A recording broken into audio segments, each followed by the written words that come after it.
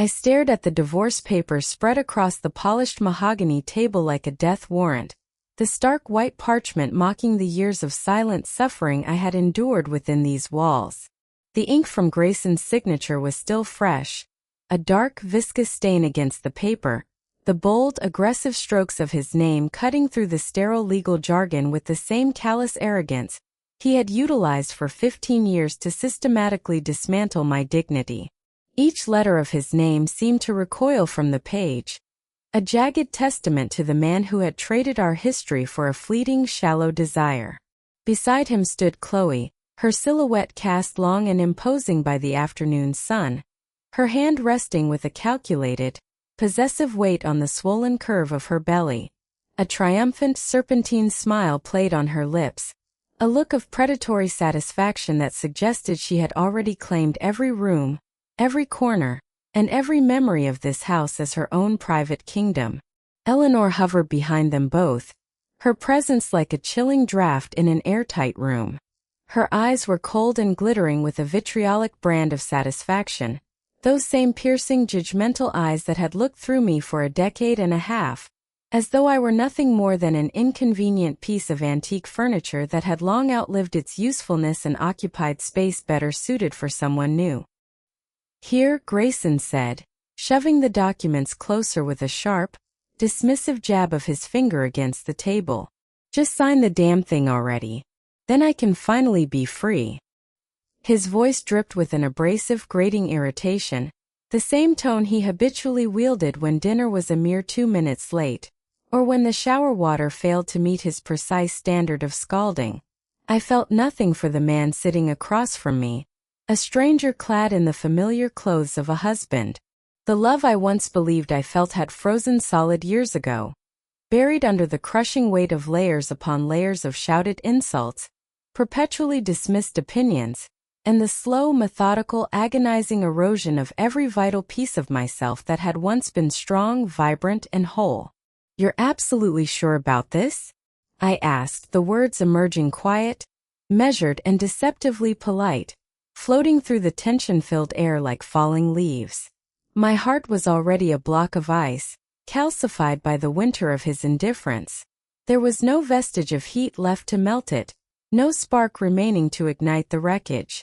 "Of course I'm sure," he scoffed, his body language shifting as he leaned back in his chair, his eyes darting away as though the entire life-altering conversation bored him to the point of exhaustion. "I'm going to be happy with Chloe and our new baby. You really think I can stand being with a dull, boring woman like you forever?" Eleanor nodded with such vigorous, fanatical approval that her pearl earrings swung against her neck, clicking rhythmically like a metronome counting down my exit. "That's right. My Grayson deserves a younger, more beautiful wife.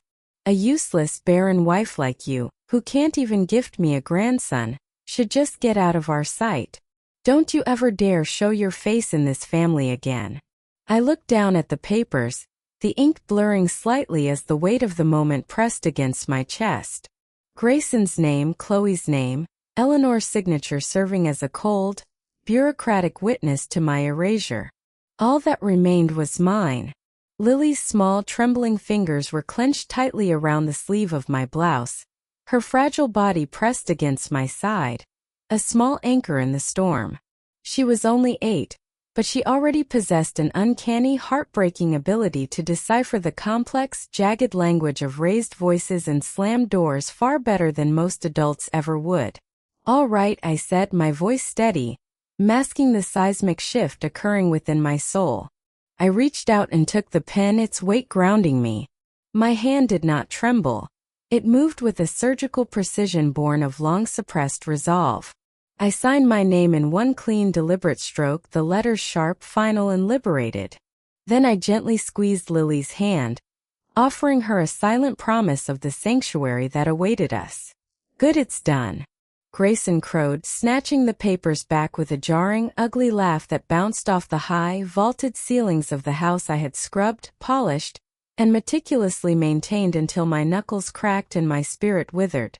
"Now pack your pathetic things and get out of my sight." "My bags are already packed," I answered, rising from the chair with a grace that silenced his mocking mirth. Come on, Lily. I took my daughter's hand and walked toward the front door without a single glance back at the hollow people I had once called a family. The three of them had no idea. They did not know that 3 minutes after those papers were signed, I would be boarding a flight that would carry Lily and me far from American soil, far beyond their reach, and they certainly did not know that the glittering, fraudulent new life they were so eagerly anticipating would be the exact match that set their own meticulously constructed world on fire. Rain streaked across the taxi window, smearing the neon city lights into long bleeding ribbons of color that danced against the glass like ghosts of my past. Lily had finally fallen asleep against my lap, her breathing soft, shallow and even, the only sound that kept the suffocating silence of the night from swallowing me whole. I watched the dark, rain-slicked streets slide past, and let the years unroll behind my tired eyes like a film I had never been allowed to pause. 15 years. 15 years of serving as the invisible support system for a man who demanded everything and gave nothing. Grayson had demanded it the very night he proposed, his voice honeyed and insincere. When we get married, I want you to stay home and support me, he had said, smiling that dazzling, charming smile that fooled everyone outside these four walls. I had been foolish enough to give up a career that was already rising, a future that had been mine alone, and I had chosen the path of a stay-at-home mother because he asked, a decision that felt like slowly burying my own identity in the fertile soil of his ego. I remember the day of our union when Eleanor, his mother, had greeted me at the altar. Her welcome was not a blessing but a sneer wrapped in lace, a razor-sharp whisper that cut through the organ music. Well, I suppose a woman with no real skills like you is only good for housework anyway, she had hissed, her eyes scanning me as if I were a defective piece of inventory. You will be living off my son's hard-earned money, so you had better serve him well. Those words became the blueprint for my existence. Every day that followed was an exhausting exercise in swallowing my pride, a slow erosion of self. Grayson was a masterpiece of deception. In public, he wore his charm like a tailored suit, playing the part of the diligent employee and the devoted golden son. But behind the closed doors of our home, he was a silent tyrant, a man who measured my worth in the temperature of my bathwater, the razor-sharp crispness of his starched shirts, and the rhythmic precision with which dinner appeared on the table at exactly 7 o'clock. My life was a clockwork cage. Still, I clung to hope when Lily was born, telling myself that this little soul was worth the sacrifice, that I had to be the fortress for this child. I endured the unreasonable demands and Eleanor's constant, dripping criticism, a venomous refrain about how I had failed to produce the grandson she craved, as if a daughter were merely a biological error. Then 6 months ago the facade began to fray. Grayson started coming home later, his excuses shifting from overtime to empty air. Weekends, once ours, were suddenly swallowed by mysterious golf trips. The scent of a cloying floral perfume began to cling to his collars like a toxic ghost, and more than once, I found a lipstick smudge that was distinctly not mine. It was textbook betrayal, written in the frantic shorthand of a man who no longer cared if he was caught. The final blow arrived on a Tuesday, delivered by the cold, glowing screen of his smartphone left carelessly on the kitchen counter. A notification from Chloe. It was a message adorned with a sickeningly sweet heart emoji. Miss you tonight. The baby wants to see his daddy too. The ground did not simply shift beneath me. It shattered into dust. He was not just cheating. He had planted the seed of a new life in another woman. When I confronted him, he did not flinch. He merely smirked, leaning against the counter as if we were discussing the minor inconvenience of a rainy weekend. So you found out? He said, his voice terrifyingly calm. Well, this is a good time to tell you. I am marrying Chloe, so we are getting a divorce. The room spun, the air turning thin. What are you talking about? We are a married couple. We have Lily. So what? He laughed, a hollow, cruel sound. Chloe is pregnant with my child.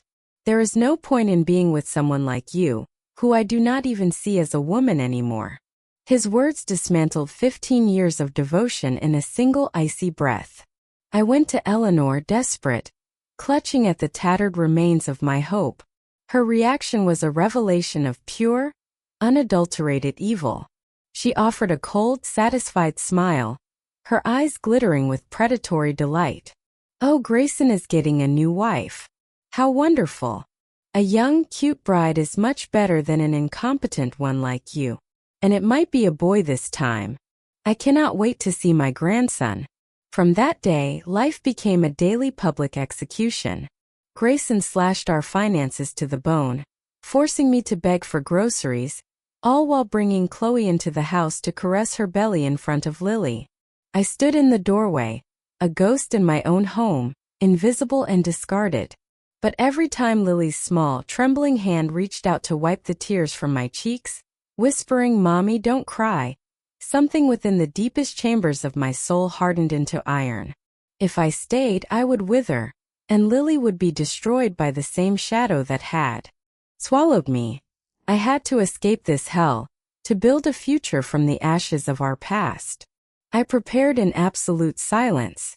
Every document, every cent, every contingency was hidden in plain sight, tucked away behind a mask of submissive despair. The taxi slowed to a halt at the departure gate, the engine humming against the sudden silence of the night. The rain had ceased, and a few lonely stars pierced the clearing clouds. "We are here, Lily," I whispered, my voice thick with the weight of our salvation. "Let us go." I woke her gently and pulled our heavy life-stuffed suitcase toward the terminal's bright, sterile promise.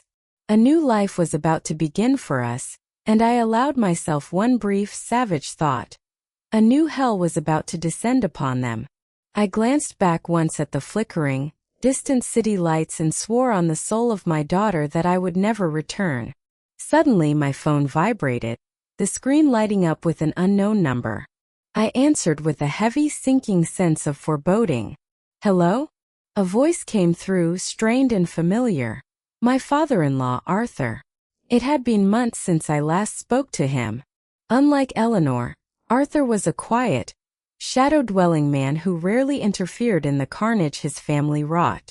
When Grayson had demanded the divorce and threatened to cast me into the street, Arthur had merely watched in silence, his eyes unreadable. "I am so sorry," he started. "Arthur, what is it?" "It is so late," I replied, my hand gripping the handle of the suitcase until my knuckles turned white. "Grayson told me you left, said you left the divorce papers." There was a jagged, blaming edge buried beneath the practiced apology. "Yes," I said, my voice steady for the first time in years. "Grayson said he is going to marry Chloe. She is pregnant, is she not?" A heavy, rattling sigh emanated from the speaker. "Yes, about that." Are you really sure this is for the best?" "What do you mean?" I countered, my heart thumping against my ribs. "What about Lily? Do you really think you can raise her on your own? Grayson is going to cut you off without a single cent of alimony or child support."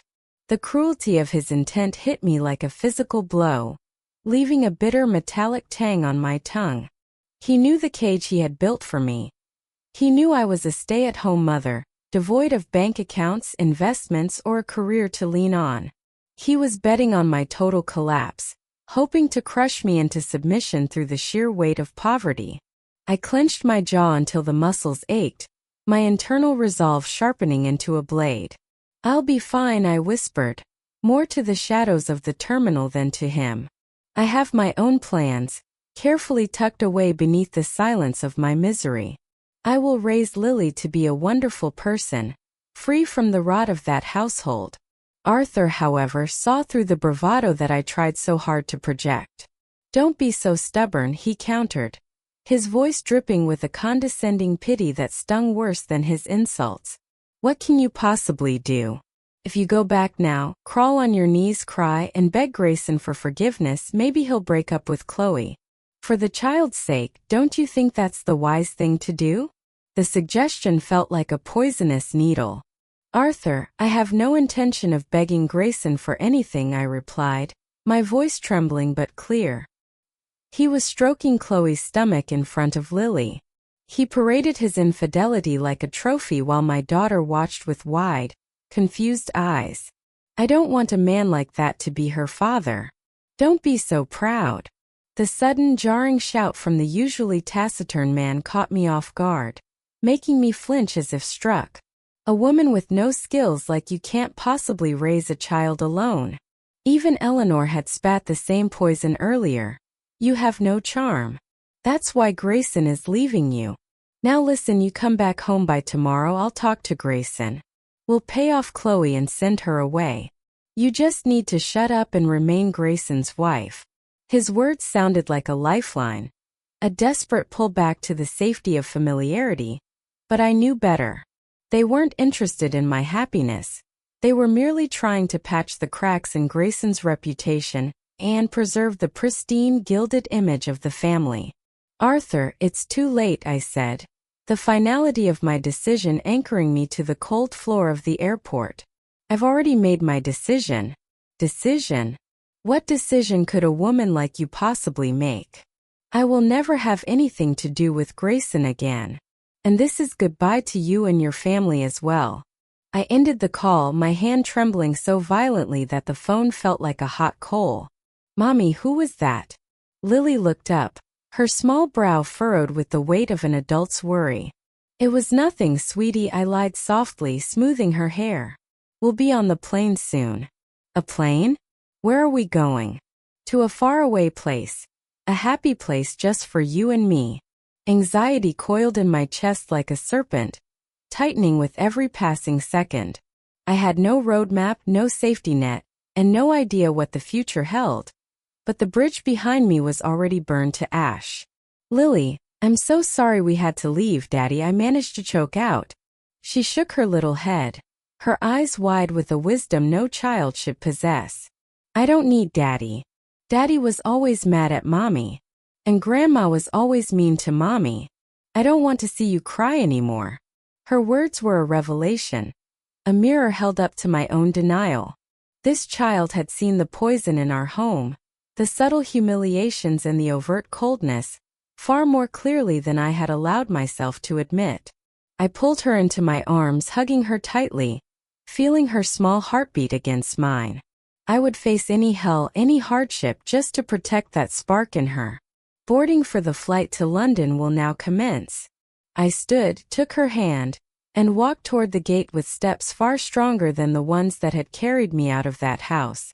As the plane lifted off American soil, piercing the thick, suffocating clouds, I imagined them, Grayson, Chloe, and Eleanor, almost certainly celebrating the birth of their new life, toast after toast.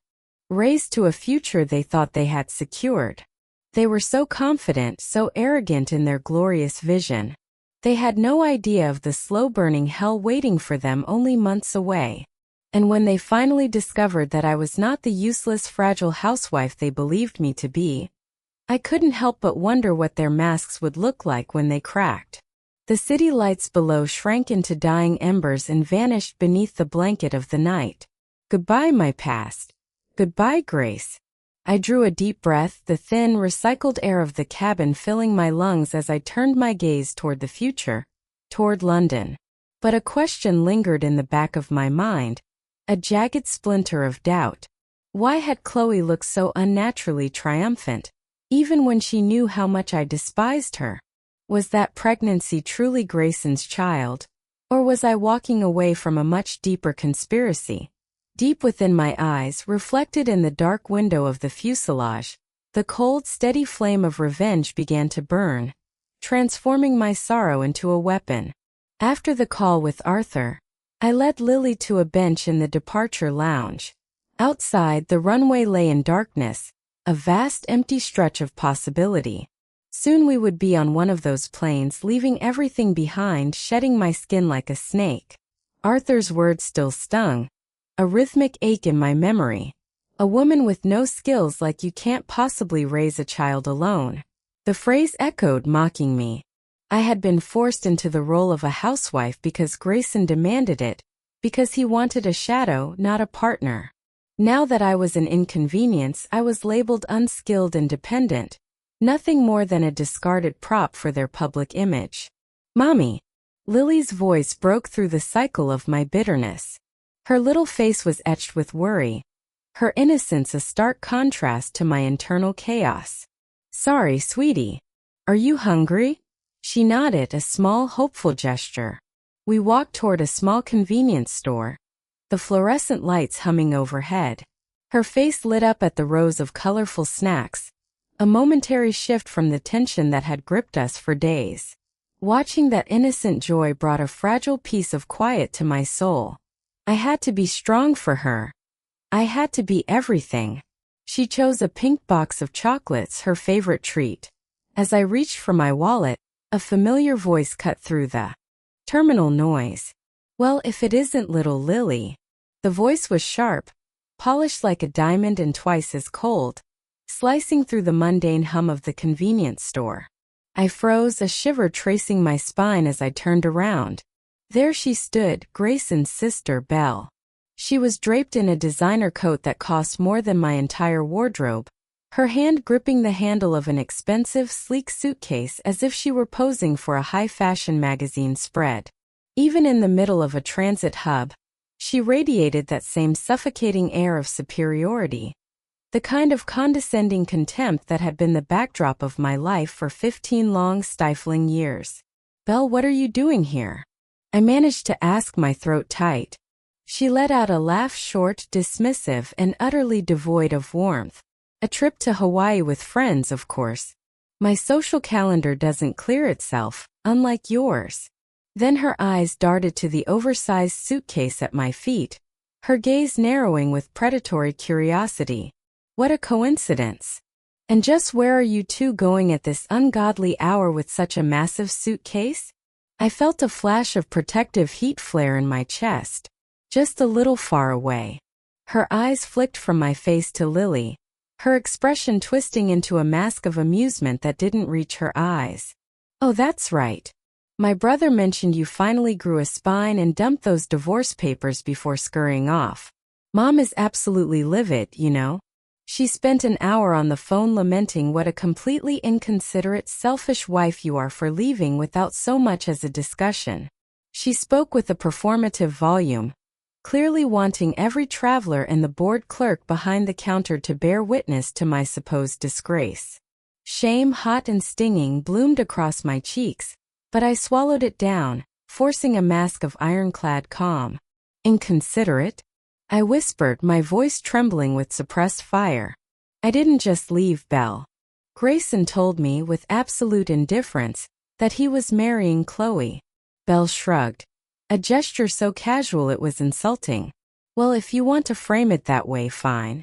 It just means my brother finally realized he could do better and chose Chloe over you. You can't blame him for being a man. He deserves someone young, vibrant, and let's be honest, someone who isn't a relic of his past. Besides, Chloe is pregnant. Mom is absolutely thrilled. We'll finally have a proper, legitimate heir to the fortune. Her words were a carbon copy of Eleanor's, my mother-in-law's, poisonous rhetoric. To them, Chloe's pregnancy wasn't just a life. It was a weapon, a convenient excuse to discard me like a piece of furniture that no longer matched the decor. Poor, sweet Lily, Belle continued, her voice dripping with a cruelty masked as pity as she looked down at my daughter. To be abandoned by your own father because your mother is so utterly inadequate. Belle, don't you dare. Don't you dare say such things in front of her. My voice rose, cutting through the store's background noise like a jagged blade. I could handle the jabs at my dignity, the insults to my intelligence, but the moment she touched the sanctity of my daughter's heart, the dam of my restraint began to crack. She just laughed, adjusting her designer bag on her shoulder. Oh, spare me the drama. It's the truth, isn't it? A penniless, stay-at-home mother with zero professional experience trying to play house alone? It's laughable. You'll be broke in less than a month, crawling back to my brother, begging for the crumbs he leaves behind. Good luck with that. Grayson will be perfectly happy with his new family. See you around, or maybe not. She flicked her hair with a dismissive toss of her head and sauntered away, her heels clicking a rhythmic march of arrogance against the linoleum. My hands were shaking not from fear, but from a white-hot rage that surged through my veins. "Mommy!" Lily's small, soft hand squeezed mine, pulling me back from the precipice of my fury.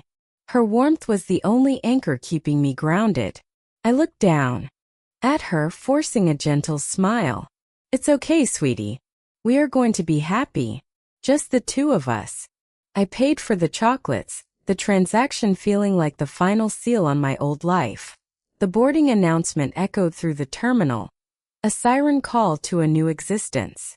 As we walked toward the gate, Belle's parting taunt played on an infinite, agonizing loop in my mind. "You'll be broke in a month and come crying back." They were all so certain of my helplessness. In their hollow elitist world, I was nothing more than a glorified housekeeper, a woman whose world ended at the kitchen counter. They were making a catastrophic mistake, a blind arrogance that would be their undoing. They didn't know that for 15 years, while they were busy underestimating me, I hadn't just been dusting shelves and managing households. I reached into my coat pocket, my fingers brushing against the cold, hard casing of my smartphone. Inside that device lived the digital ghost of their secrets, the trump card I had meticulously prepared for this exact moment. Grayson, Eleanor, Belle, and even little Chloe. They all thought they were the victors in a game they didn't even realize was being played. The golden future they envisioned was built on a foundation of sand, and I held the tide. As I climbed the metal steps of the plane, I looked up at the vast, uncaring dark of the night sky. On this, the day of my exile, my heart wasn't heavy with the sorrow they expected. It was filled with a quiet, burning resolve, a fire that would light the way to their destruction. I couldn't wait to see the exact moment their masks of superiority would shatter, when their faces would twist in horror as the truth came to light. And if my suspicions about Chloe's pregnancy were correct, the reality of their downfall would be far more grotesque than any of them could ever imagine. The heavy aircraft door groaned shut, sealing us in. The engines roared to life, a low guttural vibration that resonated in my very bones. I fastened my seatbelt, watching the runway lights blur into streaks of amber and white as we began to move. My heart, once anchored to a life of service, was now accelerating toward an unknown horizon. Whether that future held salvation or a different kind of darkness, nobody knew, not yet. After more than 12 hours of restless, dream-filled sleep and the hollow hum of the engine, we touched down at London Heathrow. It was early evening, the sky a bruised purple hidden beneath a thick, suffocating canopy of low-hanging clouds. The air was biting, a cold, misty rain that seemed to seep into the very soul of the city. Lily, exhausted from the long journey, tugged weakly at the hem of my coat, her eyes drooping. "Mommy, I'm cold." "I know, sweetie. We'll be at a warm hotel soon," I promised, pulling her closer into the shelter of my arms as we hurried through the terminal toward the taxi stand. The gray, monolithic cityscape outside the taxi window amplified my anxiety, the weight of the unknown pressing against my chest, rather than the triumphant anticipation I had expected to feel. We arrived at the boutique hotel I had meticulously booked in central London, the lobby smelling of lavender and old paper. I walked up to the front desk, my heart hammering against my ribs, but the elderly clerk behind the counter, who had been smiling moments before, suddenly looked deeply troubled as he ran my card through the machine. "I'm sorry, madam," he said, his brow furrowed with genuine regret, "but this credit card has been declined." "That cannot be right," I whispered, my voice hitching in a throat suddenly tight with panic. "Please, I implore you, try it again." The elderly clerk, his face etched with a weary empathy that only deepened my dread, tapped the machine with rhythmic, agonizing precision. He tried once, then twice, then a third time, each beep sounding like a death knell in the sterile silence of the lobby. "It appears to be locked," he murmured, his gaze shifting downward to avoid the raw vulnerability in my eyes. "Do you have another card?" I fumbled through my bag, my fingers numb and clumsy, and produced a second card, my backup, my safety net. The same result echoed back at us. A sharp, clinical rejection. Desperation clawed at my chest, forcing me toward the lobby ATM. But the machine spat the debit card out with a cold indifference that mirrored the world outside. My blood ran cold, draining away until I felt translucent, a ghost haunting a luxury I could no longer afford. My trembling fingers scrambled for my phone, connecting to the hotel Wi-Fi. In an instant, the screen lit up with a deluge of notifications. A digital assault from Grayson and Eleanor. I tapped on Grayson's text first, my breath hitching as the words burned into my vision. Hey, Belle told me you took Lily and fled the country. You foolish woman. I've had all the family credit cards in your name canceled. I also moved all the money from our joint account to my personal one. Did you really think a useless housewife could run away overseas on my money? This will teach a clueless woman like you a lesson. The cruelty of his words was surgical, designed to carve the spirit out of me. Then Eleanor's voicemail icon glowed, mocking me. I pressed it and her shrill, venomous voice filled the quiet corner, cutting through the lobby air like a razor. What an utterly shameless wife you are, trying to run off with the money Grayson earned. You're no better than a thief. I hope you starve to death miserably in some foreign land. And don't you dare come crying to my son when you're broke. I stared at the screen, my mind trapped in a vacuum of silence. While I had been soaring across the Atlantic, believing I was carving out a path to freedom, they had been systematically erasing my existence. Even the meager emergency fund I had painstakingly set aside in my own name had been locked, Grayston's cold fingers having reset every password, every gateway. I was erased. Madam, I'm very sorry, the clerk said, his tone softening into a professional rejection. But if you cannot provide a deposit, we cannot give you a room. We were cast out, forced back into the weeping grey throat of London streets. We stood there, stranded, with nothing but a few $100s in cash and the bitter taste of betrayal. My hand gripped the handle of our suitcase until the knuckles turned white, the metal biting into my skin as I shivered. A glacial dread crept from my soles, settling deep in my bones until my teeth chattered against one another. Mommy, I'm hungry and my hands are cold. Lily's voice was a whisper of heartbreak.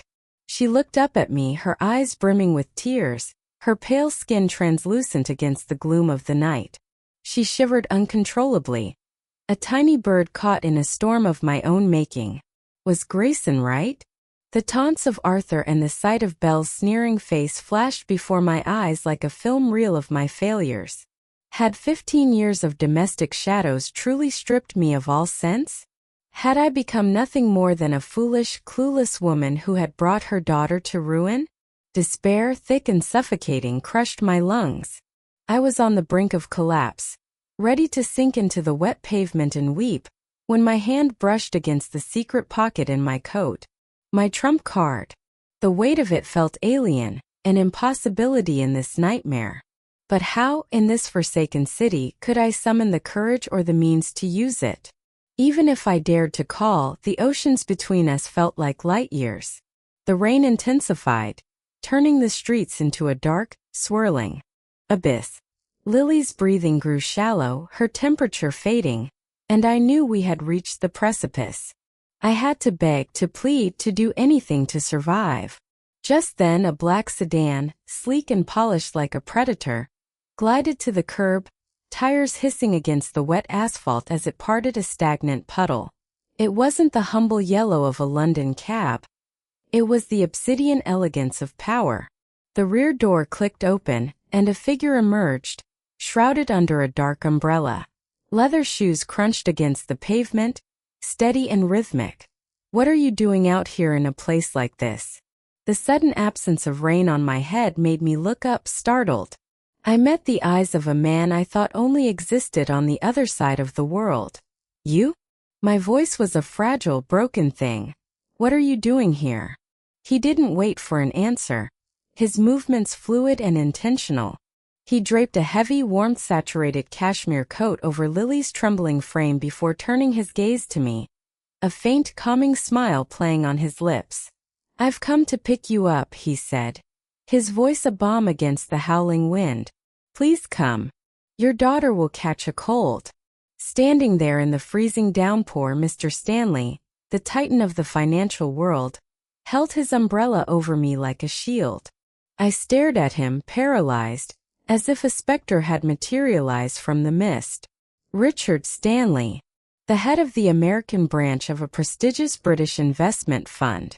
The man who held the purse strings of the very corporation that defined Grayson's world. His salt and pepper hair, his impeccably tailored suit, the aura of supreme unruffled intellect. It was exactly as I remembered from those rare stiff dinners in the States. Why was he here? In this puddle-ridden street? "I'm not surprised you're shocked," he said, observing my dazed expression with patient intensity. "We can talk in the car, please." He gestured to the open door, his English perfectly modulated. Bewildered, my heart hammering against my ribs, I hoisted Lily into my arms and stumbled into the opulent warmth of the car's interior. Stanley climbed in after us and gave the driver a terse, professional instruction, his voice low and devoid of unnecessary inflection. The black sedan surged forward, cutting through the weeping London rain like a blade through silk, leaving the cold, judgmental shadows of the street behind us. Inside, the world transformed. The leather seats were supple and heated, the air thick with the faint, expensive scent of sandalwood and old paper. "Madam Era, I must offer my profound apologies for this unconventional, perhaps even unsettling welcome," Stanley began, his gaze fixed forward as he clasped his hands over his knees. "I received word that your flight was severely delayed.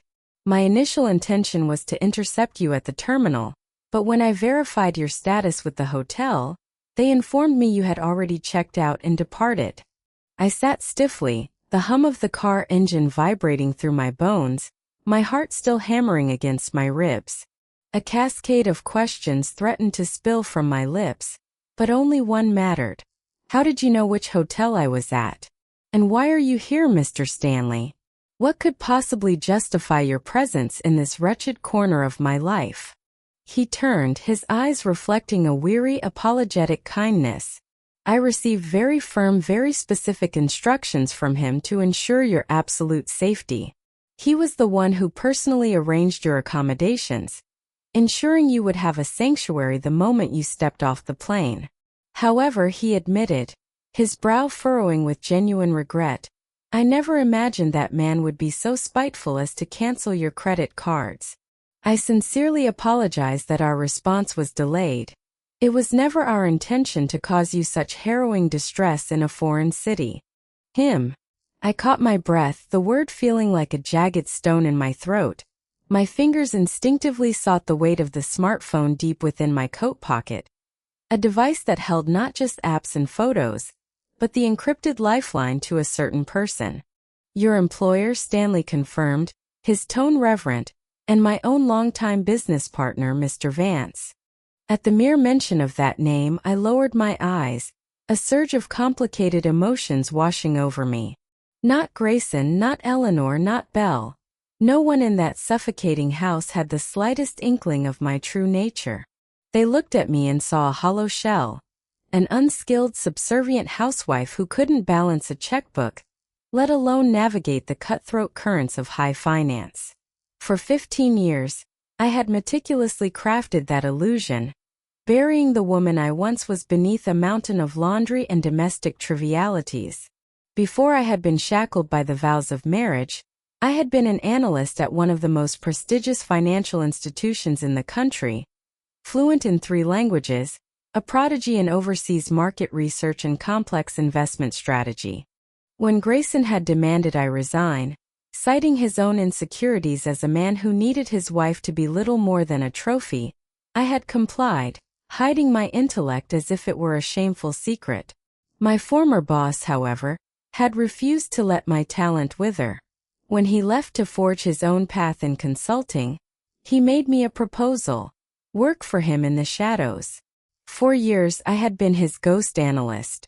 While Grayson was out posturing in the boardroom, I was in the quiet sanctuary of our home, translating frantic economic news, dissecting volatile market data, and crafting reports that shape the fortunes of global entities. Every cent I earned flowed into a hidden, offshore existence, a secret wealth that Grayson would never fathom. Whose money do you think you are living on?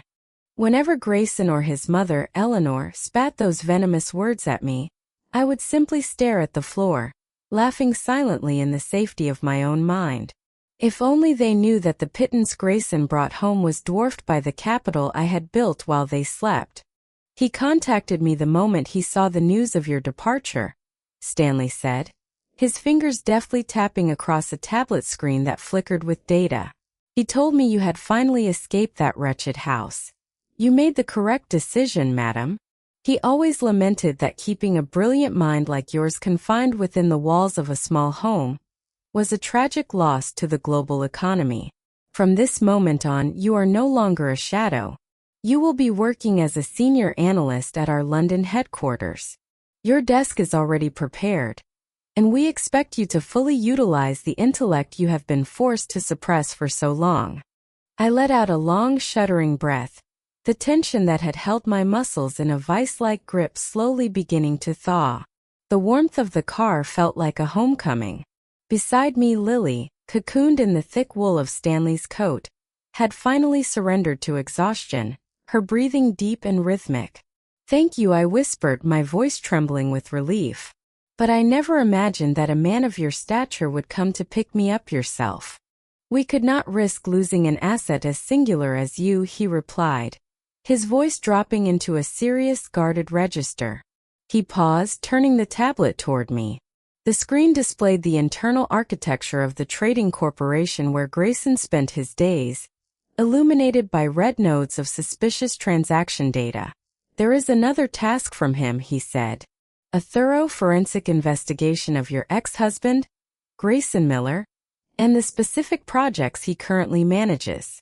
Grayson's projects? I stared at the screen, my pulse quickening. Indeed.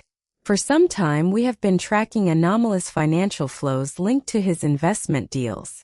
We were already conducting our own internal audit, but your insight is needed to unravel the knots he has tied. It appears your ex-husband has ventured into exceptionally precarious territory. A chill, cold and sharp as winter, ran down my spine. I knew Grayson. I knew his insatiable vanity, his brittle pride, and his desperate need to appear successful among his peers. I had often wondered how he funded the expensive dinners and designer excesses for his mistress. "Mr. Stanley," I ventured, my voice steadying with a cold clarity, "is Grayson using company funds?" "We cannot state it as fact just yet," he replied carefully, "but we have reason to suspect systematic embezzlement, masked by techniques that are, quite frankly, malicious. If this truth reaches the surface, he will not merely face termination. He will be arrested and forced to stand trial for criminal charges." The word arrested hung heavily in the air, vibrating with a finality that made the very atmosphere inside the car feel suffocatingly thin. I stared at Mr. Stanley, my heart hammering a frantic rhythm against my ribs as I tried to process the sheer weight of his revelation. The man before me, once a symbol of the stable life I had sacrificed everything to preserve, was now revealed as a house of cards waiting for the slightest breeze to topple. Then, just as I thought the storm had reached its peak, Stanley dropped another bombshell, his eyes glinting with a calculated, predatory intelligence. "And one more thing, the woman he intends to marry, Chloe, we had her investigated as well. A person who pushed you to such an extreme deserved a thorough background check, and we found something very interesting." He allowed a thin, cold smile to touch his lips, a look that promised retribution rather than empathy. "That woman's pregnancy. Do you really think it's your ex-husband's child?" I gasped, the sound sharp and ragged in the quiet confines of the luxury vehicle. The pieces of a fragmented puzzle suddenly slammed into place with agonizing clarity. I remembered the uneasy, crawling sensation I had felt on the plane, the subtle dissonance in Chloe's behavior, her unnaturally triumphant attitude, as if she were wearing a mask that didn't quite fit her face. What do you mean? I managed to whisper, my voice trembling with a mixture of horror and dawning enlightenment. It appears she has been involved with multiple men besides your ex-husband, Stanley explained, his voice devoid of judgment, presenting the filth as clinical data. One of them is a senior executive at his company. She intentionally chose your husband as the father, likely because he was the easiest to deceive, a man blinded by his own vanity. Her plan is to squeeze him for a massive settlement, or rather to siphon every asset she believes he is stripping away from you. A wave of dizziness washed over me, threatening to pull me under. Grayson, the man I had tethered my youth and loyalty to, had been systematically deceived by a woman carrying another man's child, all while he destroyed our family, discarded my dignity by canceling my credit cards, and engaged in a reckless criminal heist of his own company's treasury. What a pathetic, foolish man, I thought, a bitter bile rising in my throat. He was a puppet dancing on strings woven by his own greed and lust. I made a proposal to your employer, Stanley continued, closing his tablet and turning his gaze fully toward me. His eyes were like polished steel, unwavering and resolute. We will provide our full backing for the sanctions against Grayson Miller. Madam Era, you have endured unfair treatment and silently served them for too long. You don't have to tolerate it anymore.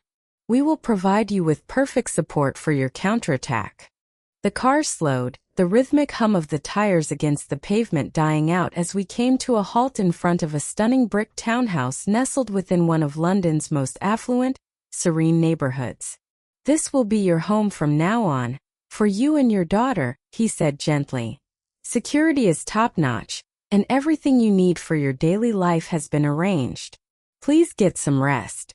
The driver hurried to open the door, shielding us with a large black umbrella as the London mist began to fade. I carried Lily out, her small trusting weight a stark contrast to the heavy burdens of vengeance I had just inherited. The rain had ceased, and the moon emerged from a jagged tear in the clouds, casting a silver, cold light upon our new life. Somewhere across the vast, dark Atlantic, Grayson, Eleanor, and Belle were surely raising glasses of champagne with Chloe, toasting a victory they believed to be absolute. They were likely convinced that they had successfully driven me into the shadows, hoping I was shivering and starving in a foreign land. They were making a monumental mistake, for they were blind to the truth. I now held the keys to their destruction, armed with the most powerful allies one could dream of. Now I murmured, the sound lost in the quiet night, my voice infused with a newfound steely resolve. Let's begin preparing the counterattack. My face, illuminated by the pale moonlight, was no longer marred by tears. The grief had been cauterized by the flame of righteous fury. While I greeted the quiet, gray dawn of London, my ex-husband's family in America was still bathing in the warmth of their perceived triumph. Ah, with that gloomy woman finally gone, this house feels so much brighter, Eleanor chirped, her voice dripping with malice. She was busy slicing a gourmet melon in the kitchen, the very kitchen I had scrubbed, polished, and maintained with painstaking care for 15 long years. Lounging on the living room sofa, draped in a flashy, overpriced maternity dress, Chloe looked like a predator basking in the sun. It's true, she cooed in a sickly sweet, nauseating tone. Era was always so depressing. Just being around her was suffocating. Grayson nodded in total satisfaction, his face flushed with the arrogance of the small-minded. Exactly. No skills, no future, and yet so full of pride. She's probably stranded on the streets of London right now. I cancelled all her cards and cleaned out the joint account. I bet she'll come crawling back, begging for a scrap of mercy on the phone. Not that I'll help her, of course. He laughed crudely, pulling Chloe closer, the movement causing a luxury watch, a piece I had never seen before worth tens of thousands, to glint sharply under the chandelier. Grayson, honey, after the baby is born, I want to move into a bigger place, perhaps a penthouse apartment, Chloe purred, stroking his arm. You got it, babe, he replied, emboldened by his own delusion. My promotion is just around the corner, And I've got plenty of money. His face was a mask of unearned confidence, showing absolutely no hint of the embezzling scandal that was currently gnawing at the foundations of his existence. They had no idea that a massive bottomless pit was opening up right beneath their feet, ready to swallow them whole. The next day, the trio stepped out into the crisp Chicago air, Grayson and Eleanor escorting Chloe to a renowned, high-end obstetrics clinic in the city's exclusive Gold Coast district. Well, if you're going to give birth to the family heir, it has to be at a prestigious hospital like this, Eleanor declared, her head held high as she looked down her nose at the other patients in the waiting room with haughty disdain. Grayson, trying to act the part of a successful man, adjusted his silk tie and feigned an air of sophisticated boredom, flipping through the glossy pages of a high-end magazine as if the world were bowing at his feet. The air in the clinic was thick with the scent of sterile antiseptic and the quiet hum of expensive equipment, a sanctuary for the elite that Grayson felt he had finally earned his right to occupy. Suddenly, the chime of the door echoed through the suite. Chloe Miller, the lead obstetrician, will see you now, a nurse announced with a professional, practiced smile. The trio stood and moved into the examination room, a space bathed in cool, clinical light. Hello. How are you feeling today? Let's take a look at the baby with an ultrasound, the veteran doctor greeted them, her voice a calm melody as she gestured for Chloe to recline on the plush examination bed. Chloe complied, her movements slow and deliberate, while the doctor applied the cold, translucent gel to her abdomen. The rhythmic, mesmerizing pulse of the device filled the silence, and then, a flickering, grainy black and white image bloomed onto the wall-mounted monitor. Look, Eleanor, Grayson. He is moving, Chloe breathed out, her eyes shining with a performance of maternal pride so sharp it could cut glass. She gestured toward the screen, her voice breathless with excitement. Wow, so that is my son, Grayson muttered, leaning in, his chest swelling with the hubris of a man who thought he had secured his legacy through deception. Oh, what a healthy little boy. He looks just like you, Grayson, Eleanor cooed, her vanity reflected in the sudden intensity of her gaze. Yet, the moment she spoke, the doctor's smile faltered. She had been staring intently at the flickering shadows on the monitor, her brow furrowing into a web of deep, scholarly concern. She tilted her head, her fingers dancing across the keyboard to compare the current image with the rigid data points in the digital chart. The temperature in the room seemed to plummet, a sudden suffocating pressure settling over them. Doctor, is something wrong? Grayson asked, the mask of his confidence slipping, replaced by a sudden, jagged edge of anxiety. No, the baby is developing very well, the doctor replied, though her voice had lost its warmth. It is just a matter of chronology, Miss Chloe. You are currently at 20 weeks gestation, which places you firmly at the start of your 5th month.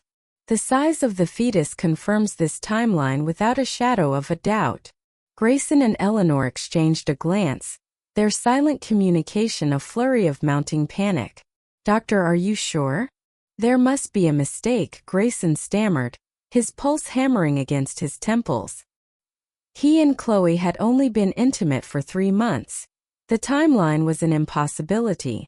She should only be 3 months pregnant, Eleanor interjected, her voice rising in a sharp defensive trill. The doctor shook her head with a finality that silenced the room. No, based on the ultrasound findings and the development markers, it is unequivocally 5 months. She clicked through a series of files on her tablet, her gaze sharpening. Furthermore, checking the historical logs, Miss Chloe, you visited this clinic once before 2 months ago. At that time, you were accompanied by a much older, heavy-set gentleman. The intake form specifically identifies him as your husband. A silent, violent crack shattered the atmosphere of the room. What? The color drained from Grayson's face, leaving his skin a sickly pallid gray. Eleanor stood frozen, her jaw unhinged, her eyes darting between the doctor's sterile expression and Chloe's trembling form. Chloe, what is the meaning of this? 5 months? And who is this older man? Eleanor's voice was a low, trembling snarl of betrayal. On the bed, Chloe's face had turned a ghastly, translucent white, her lips quivering like leaves in a gale. No, that is not right. The doctor is mistaken. Maybe the machine is malfunctioning, the hardware is old, she shrieked, the panic in her voice bordering on hysteria. At that exact fateful moment, the heavy silence was punctured by the harsh, jarring ring of Grayson's phone. The screen flashed the name of his boss, the head of the sales department. Yes, Miller speaking, he answered, his voice cracking. His boss's furious roar blasted through the speaker, a torrent of vitriol that made him recoil. Miller, get your ass back to the office right now.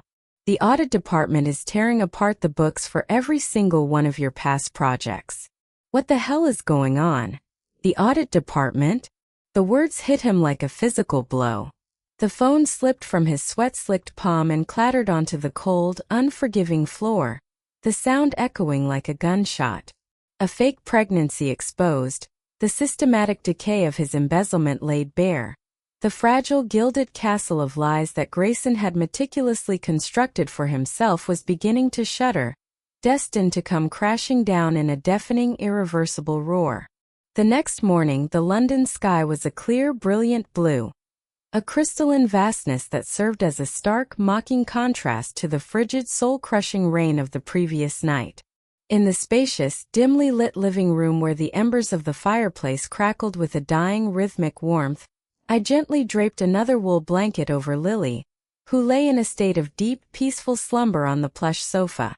I will be back soon, I whispered, pressing a soft kiss to her forehead before stepping out into the crisp morning air and into the waiting car Stanley had sent. We navigated the winding, history-laden streets until we arrived before a glass-encased skyscraper that pierced the heart of London, the world's iron-fisted financial capital. Behind a heavy, imposing mahogany door on the top floor, an older gentleman waited at a desk carved from the very foundations of corporate power. Thank you for coming, Era. I am truly sorry to trouble you after such a long and wearying journey, he said. Mr. Vance, it has been a long time, I replied, my voice steady. Alistair Vance, the man who had quietly employed me as a ghost analyst for 15 long years, the titan who helmed a massive shadow-draped investment fund, and most crucially the majority shareholder in the very trading corporation where Grayson had wasted his potential. He was a man who moved the currents of global wealth with a single signature. No, here I should call you by your proper title. The top analyst our firm is so proud of, Madame Mara, Vance said with a warm, knowing smile. Your ex-husband called you a woman with no skills. I find it utterly preposterous to treat one of the world's finest, most razor-sharp minds as nothing more than a housekeeper. What a foolish, short-sighted man he was. Mr. Vance, thank you so much for protecting my secret all these years and for your constant generous support, I said, bowing my head deeply. His gaze softened, momentarily stripped of the icy authority that usually defined his features. Yet his expression quickly shifted into a mask of calculated gravity. With a deliberate, measured movement, he slid a sleek, obsidian-tinted tablet across the mahogany expanse of his desk. The device skidded to a halt before me, its screen flickering to life like a beacon of long-buried truth. The initial report, the very document I had labored over in the suffocating shadows of my former life before fleeing the country, that meticulous dissection of Grayson Miller's moral decay, was now being held up to the light of professional scrutiny. It was flawless, a cold testament to the suspicions I had nurtured in silence for so long. Upon receiving it, Vance hadn't hesitated. He had bypassed the bureaucratic mire, applying direct, crushing pressure to the audit department in the United States, igniting a clandestine investigation that burned with the intensity of a wildfire. Yet, even in the realm of high-stakes finance, shadows often prove deeper than the light. There was a problem, a knot so intricately tied that it defied standard forensic accounting. It was undeniably clear that Grayson Miller had been systematically siphoning company funds, bleeding the corporation dry. But the money, a staggering sum, a king's ransom of several million, had vanished into a labyrinthine architecture of offshore shell companies. It was a digital ghost, routed through a complex web of deceit that rendered it untraceable to any final destination. The elite audit team, usually capable of unraveling any fiscal tragedy, stood utterly stumped, paralyzed by the sheer sophistication of the concealment. Vance leaned forward, his chair creaking softly in the hushed room, and looked me straight in the eye, his gaze demanding not just an analyst but a savior. Era, I need you to use your expertise to unravel this financial maze. I want you to deliver the final blow that brings him down. I reached out and took the tablet. The screen was a chaotic symphony of numbers, cascading rows of seemingly incoherent data and transaction records that would have induced vertigo in any layperson. To the average observer, it was digital gibberish, a wall of white noise. But to my eyes, forged in years of relentless, unappreciated precision, the hidden pattern emerged like a constellation in a darkened sky. My fingers began to dance across the keyboard, a rhythmic, frantic staccato that signaled a resurrection.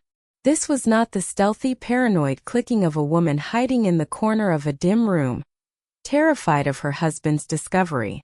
Here, under the protective mantle of a man who saw my worth, my true talent was reawakening, roaring back to life with the clarity of a blade being unsheathed. Only a few minutes of absolute, breathless focus passed before I said quietly, "Found it." Stanley and Vance surged forward, their faces etched with anticipation. These multiple shell companies, though they appear disconnected at a cursory glance, are merely mirrors reflecting a single truth, I explained, my voice steady despite the adrenaline. They all ultimately funnel into a singular, private account hidden deep within the tax haven sanctuary of the Bahamas. And the name of the director managing that specific account, I pointed a steady finger at a single line of data on the screen. This is the missing link. Oh my God, Stanley whispered, the sound escaping him as a shudder of realization. The name. Vance's eyes widened, the shock registering as a ripple through his formidable presence. Yes, I confirmed, the warmth in my heart replaced by a razor-edged, cold clarity. It is the exact same name Mr. Stanley uncovered yesterday in his background check on Chloe, the older man who accompanied her to the obstetrics clinic. Her real patron. I laid out the evidence, the cold, hard facts stripping away the pretenses Grayson had built his life upon. Grayson was embezzling company funds, funneling them into this man's firm under the pathetic guise of a legitimate investment. Chloe and her shadowy partner were architects of a grand design, orchestrating this betrayal from the very start.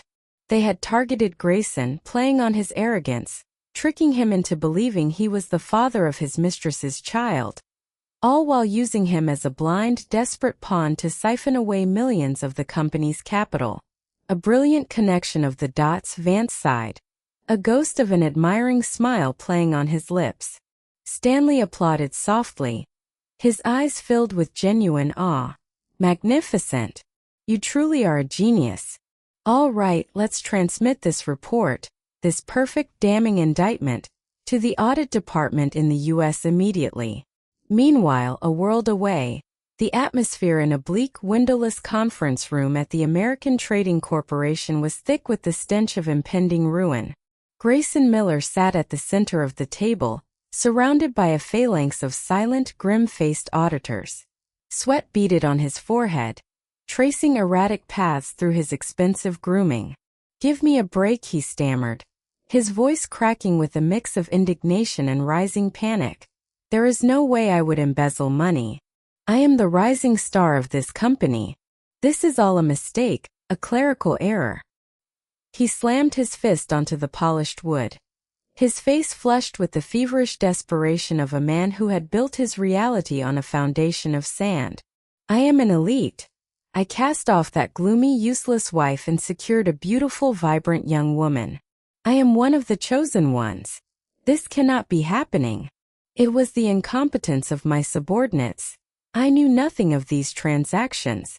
As he pathetically attempted to shift the weight of his crimes onto others, the head of the audit department remained unmoved, his gaze as cold and unyielding as a tombstone. Suddenly, a sharp notification pinged on the auditor's computer, cutting through the thick tension like a guillotine. He opened the encrypted file, and the look in his eyes transformed from skepticism to a chilling final certainty. "Miller, what is this?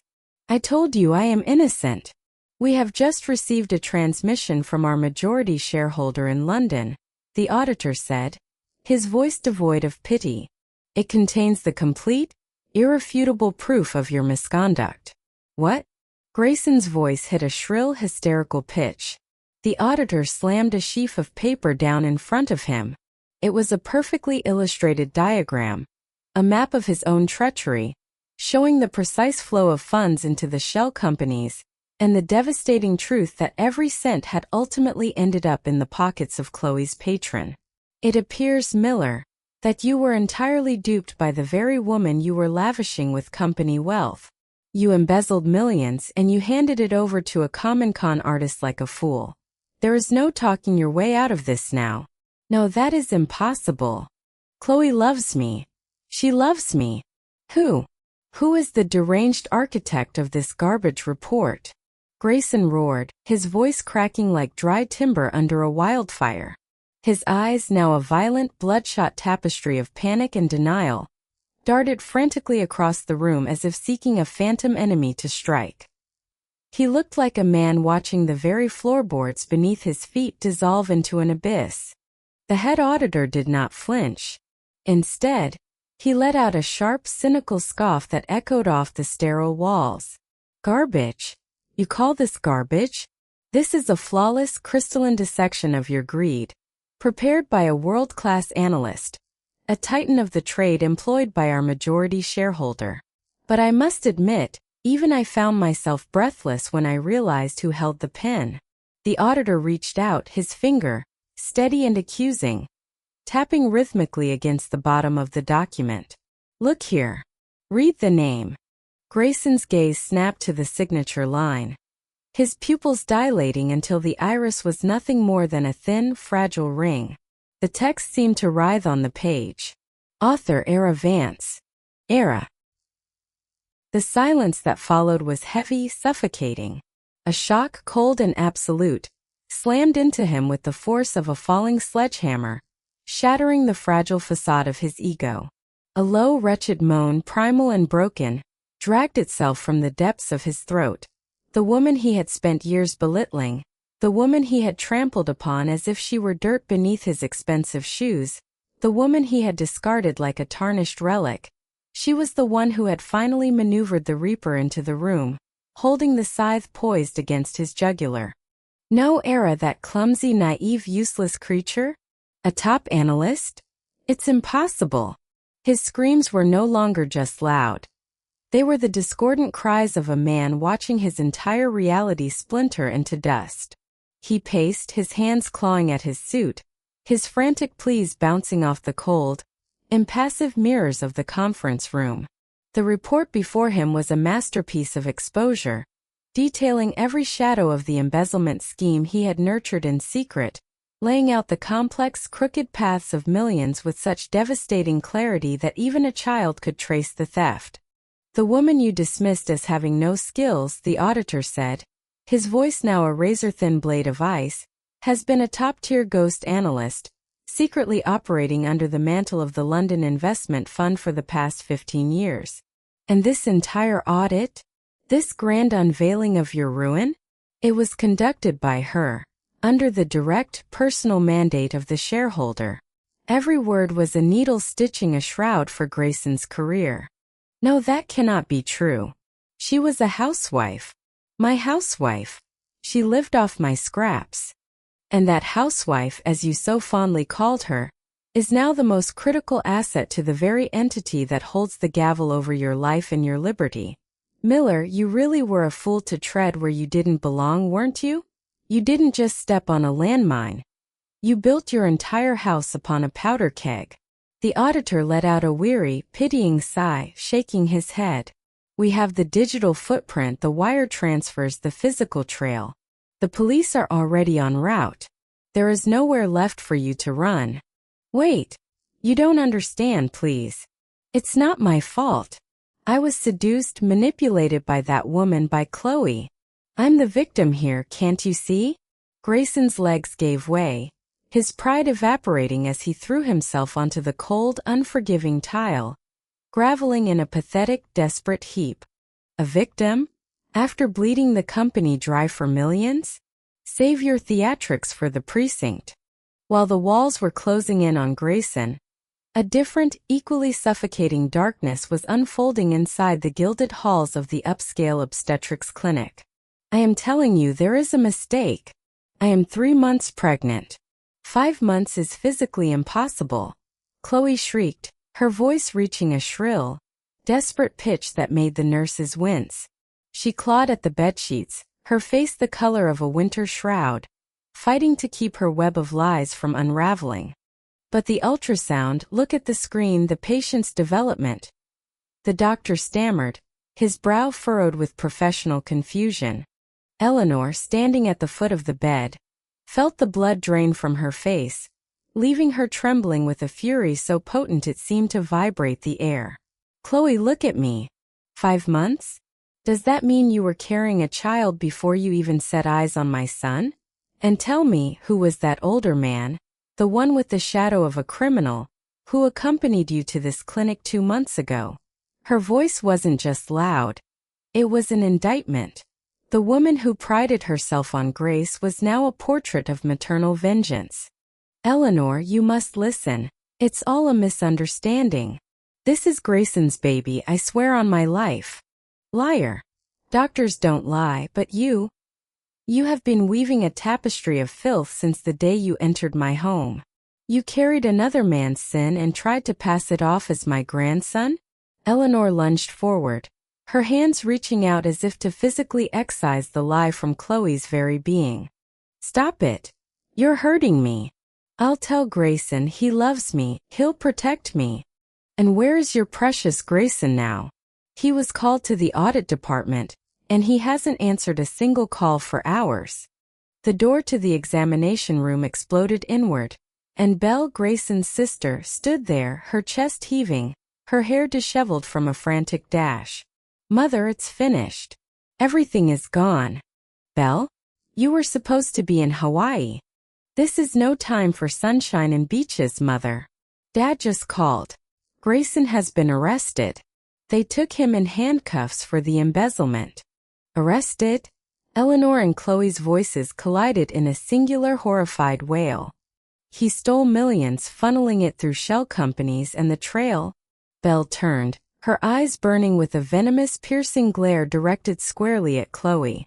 Every single cent of that stolen fortune ended up in your personal bank account, Chloe. Eleanor stood frozen, the world spinning in sickening silence as the truth finally settled in. Cold and heavy as lead. Means this. Woman was nothing more than a predator in human clothing, a parasite who had woven her web into the very fabric of their lives, only ever seeking to hollow out the company from within like rot devouring a sturdy oak. The revelation hung in the air, thick and suffocating, as the horrifying implication dawned on them. The innocent child Chloe claimed to carry was never Grayson's legacy, but a tool of deception, the offspring of her true, shadowy benefactor. At these damning words, the final vestige of color bled from Chloe's complexion, leaving her face as ghastly as a waxen mask. Her carefully constructed facade of fragility began to fracture. The grand design had been flawless, a masterpiece of manipulation orchestrated to perfection. Grayson, with his brittle ego, his insatiable vanity, and his tragic, predictable selfishness, had been the ultimate mark. A man so desperate for adoration that he could be led to the slaughter like a lamb. The strategy was surgical. Manipulate him into discarding his loyal wife, bind him to her through marriage and a faked pregnancy, and then systematically bleed the company dry until nothing remained but a hollow shell. Everything had been unfolding with lethal precision. How? The question clawed at Chloe's throat, her lips trembling as the floor seemed to vanish beneath her. How could they have seen through the deception? Don't be stupid, Belle snapped, the vitriol in her voice slicing through the silence. With a swift, aggressive motion, she thrust her smartphone toward Eleanor and Chloe. The screen illuminated their pale faces, displaying a breaking financial news banner that pulsed like a warning beacon. Mass investment fund appoints new senior analyst, uncovers major embezzlement case in top secret investigation. Below the screaming headline, a photograph captured a woman standing against the sharp, metallic silhouette of the London skyline, her posture radiating an untouchable, quiet confidence. "It can't be real," Eleanor whispered, her knees buckling as gravity finally claimed her. She collapsed to the cold floor, her world upending. The woman they had ridiculed as a dull, incompetent, and utterly useless wife was, in reality, a titan of industry, a top-tier analyst for a global financial firm. The figure in the photo was undeniably the woman they had cruelly cast out, yet this was a metamorphosis of terrifying proportions. Gone was the woman in the worn, stained apron, replaced by an apparition of razor-sharp intellect and effortless grace, tailored in suits that screamed power and authority. "Era, she took all our money," Chloe choked out, her gaze fixed on the screen, her features contorting into a mask of pure, unadulterated despair. The realization hit them with the force of a landslide.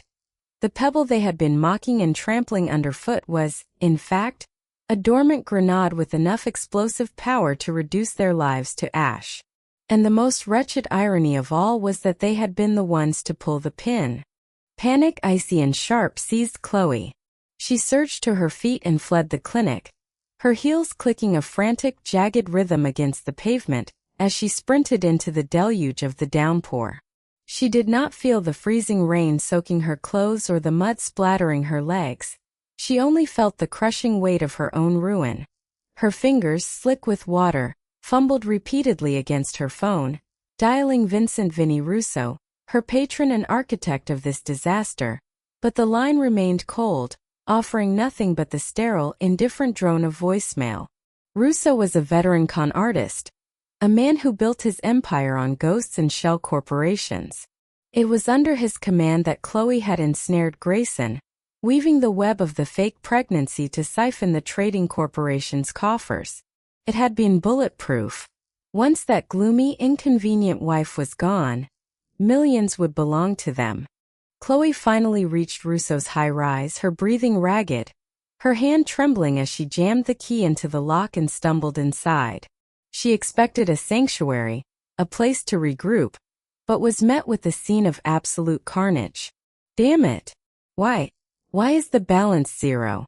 Papers, ledgers, wire transfer receipts, and legal documents were strewn across the floor like discarded autumn leaves.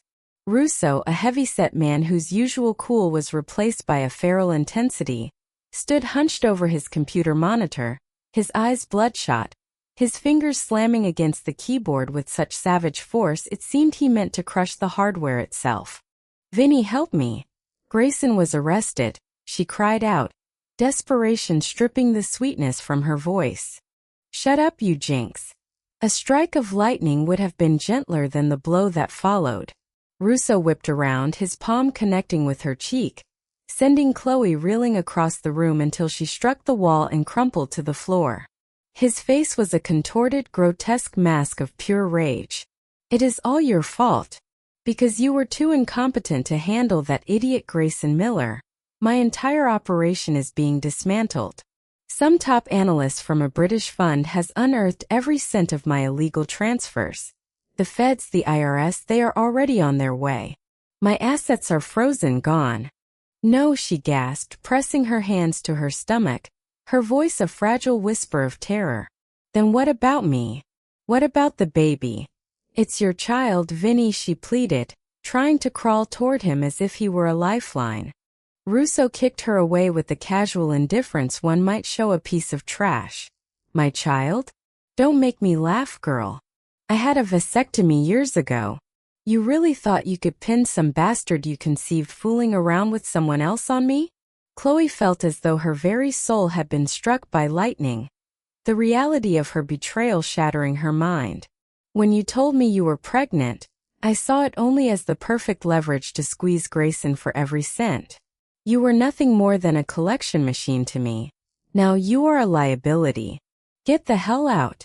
He spat the words like venom, then lunged for a duffel bag, stuffing it with whatever loose cash and valuables remained before bolting for the door, leaving her broken and shattered in his wake. All that remained was Chloe, left to her own devices, huddled in the darkness, clutching her stomach on the cold, unforgiving floor, trembling in a despair so profound she couldn't even muster the strength to scream. His voice, once arrogant and booming in the hallways of his corporate empire, now withered into a pathetic dry rasp. It was as if the very oxygen in the room had been sucked away, leaving him to suffocate in the vacuum of his own catastrophic failures. Meanwhile, miles away, the interrogation room was draped in a suffocating clinical gloom that felt heavier than the concrete walls surrounding it. Grayson Miller, a man who had once walked with the haughty stride of a king, sat hunched over in his metal chair. The steel cuffs biting into his wrists were not merely restraints, they were the physical manifestation of his shackled existence. He stared at the floor, his vision blurring as he fixated on a singular, stained floor tile, his mind desperately trying to rewind a reality that refused to be unwritten.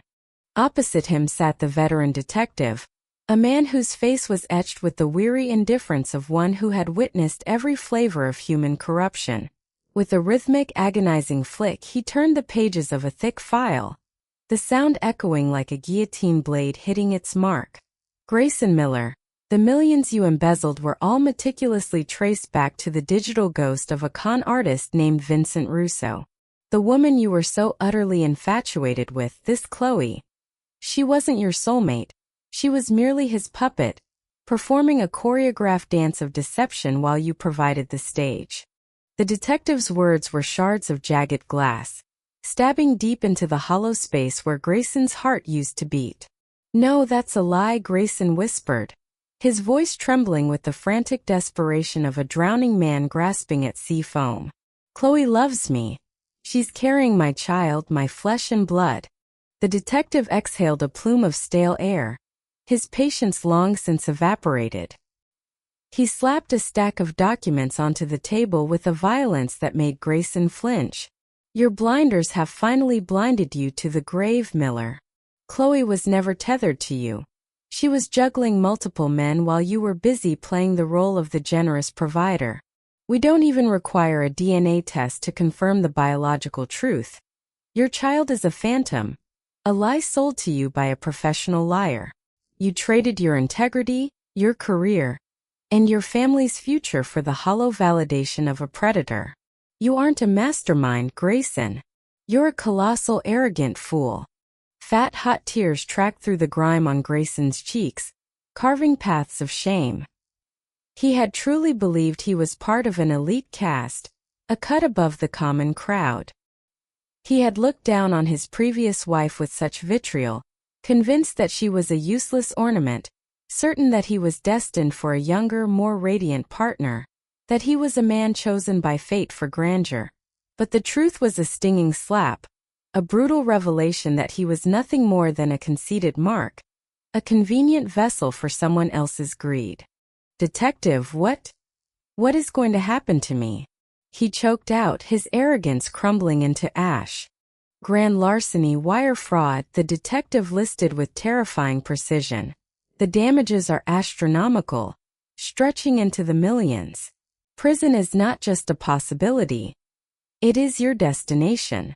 And make no mistake, your company is tearing you apart. You will be terminated for cause and hit with a civil lawsuit that will ensure you die in debt. Your life as you knew it has ceased to exist." Grayson buried his face in his hands, his entire frame shaking with rhythmic, gut-wrenching sobs. The woman he had discarded like trash, the wife he had belittled and mocked, had ascended into the stratosphere, blossoming into a world-class analyst thriving in the gilded halls of London. She was a celestial body light years beyond his reach, while he remained a rotting carcass in a cold, fluorescent-lit cell. His wail of regret tore through the room, a jagged, discordant sound, but the detective offered no respite. It's far too early for those tears, Miller. You have a visitor. Someone here to deliver the final crushing blow. The heavy ironclad door groaned on its hinges. As the door swung open, Grayson looked up, and the sight of the man standing in the threshold shattered the last vestige of his composure. He tumbled from his chair, scrabbling backward on the floor in primal terror. It was his father, Arthur. But the man who stood there was a hollowed-out husk of the patriarch he remembered. Arthur's hair was a tangled nest of despair, his complexion the color of tombstone marble, as if the last few hours had aged him by a decade of grief. "Dad, you came. Help me, I was framed. That woman, Chloe, she set me up." Grayson lunged forward, his hands clawing at the air, desperate to touch his father's coat. Arthur's response was a heavy, dull thud as he slammed a thick brown envelope onto the interrogation table. The sound was the final gavel of Grayson's existence. "Framed? Do you have even the faintest glimmer of understanding regarding the wreckage you've caused?" Arthur's voice was a low, guttural growl, vibrating with the agony of a man betrayed by his own blood. Grayson recoiled as if burned. "The company is suing you for $5 million, Arthur continued, his voice heavy with the weight of lost generations.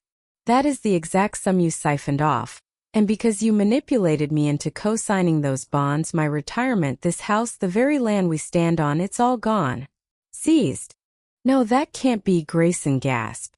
"You betrayed your firm, you betrayed your family, and you handed our entire legacy to a common grifter while discarding a woman of genuine worth like Era," Arthur said, his voice breaking as if he were coughing up the very blood from his heart. The news of Era's true stature had reached him, the realization that his son had thrown away a diamond to chase a cheap piece of glass. "Dad, I'm sorry, I was a fool. Please hire a lawyer, do something." "It is past the point of redemption," Arthur whispered, his eyes distant and cold. "As of this moment, you are dead to me. You are no longer my son. Do not ever look for me again, do not speak my name. Spend the rest of your hollow life in a cage, cursing the mirror for what you've become." With that, Arthur turned his back, walking away with a measured, agonizing, slow pace. As the door clicked shut, Grayson was left in the stifling silence, sinking to his knees as he realized he was finally and utterly alone with the monstrous architect of his own ruin. His mind reeling as he tried to grasp the magnitude of the abyss that was now his permanent home, watching his father's retreating back, his heart stuttering in a rhythm of pure, unadulterated terror as he realized the true price of his pride. Only collapse onto the cold floor and weep pathetically, his body racking with the kind of primal, soul-shattering sobs that only come when the life one has meticulously built crumbles into ash within a single, unforgiving hour. He was a man hollowed out, left with nothing but the echo of a father's final rejection ringing in the sterile air of the holding cell. At the same time, an even deeper, more chaotic hell was unfolding at the Miller family's stately home, a residence that had once stood as a monument to their arrogance and unchecked vanity. "This is ridiculous. Why do we have to leave? This is my house," Eleanor was screeching, her voice cracking with a mix of fury and genuine terror, as she gestured wildly at a group of suited court officers who stood like stone statues at her front door. The authority in their eyes was absolute, a stark contrast to her frantic, desperate posturing. "This is a provisional seizure of assets related to your son's embezzlement case," the lead officer replied, his voice devoid of any warmth or empathy.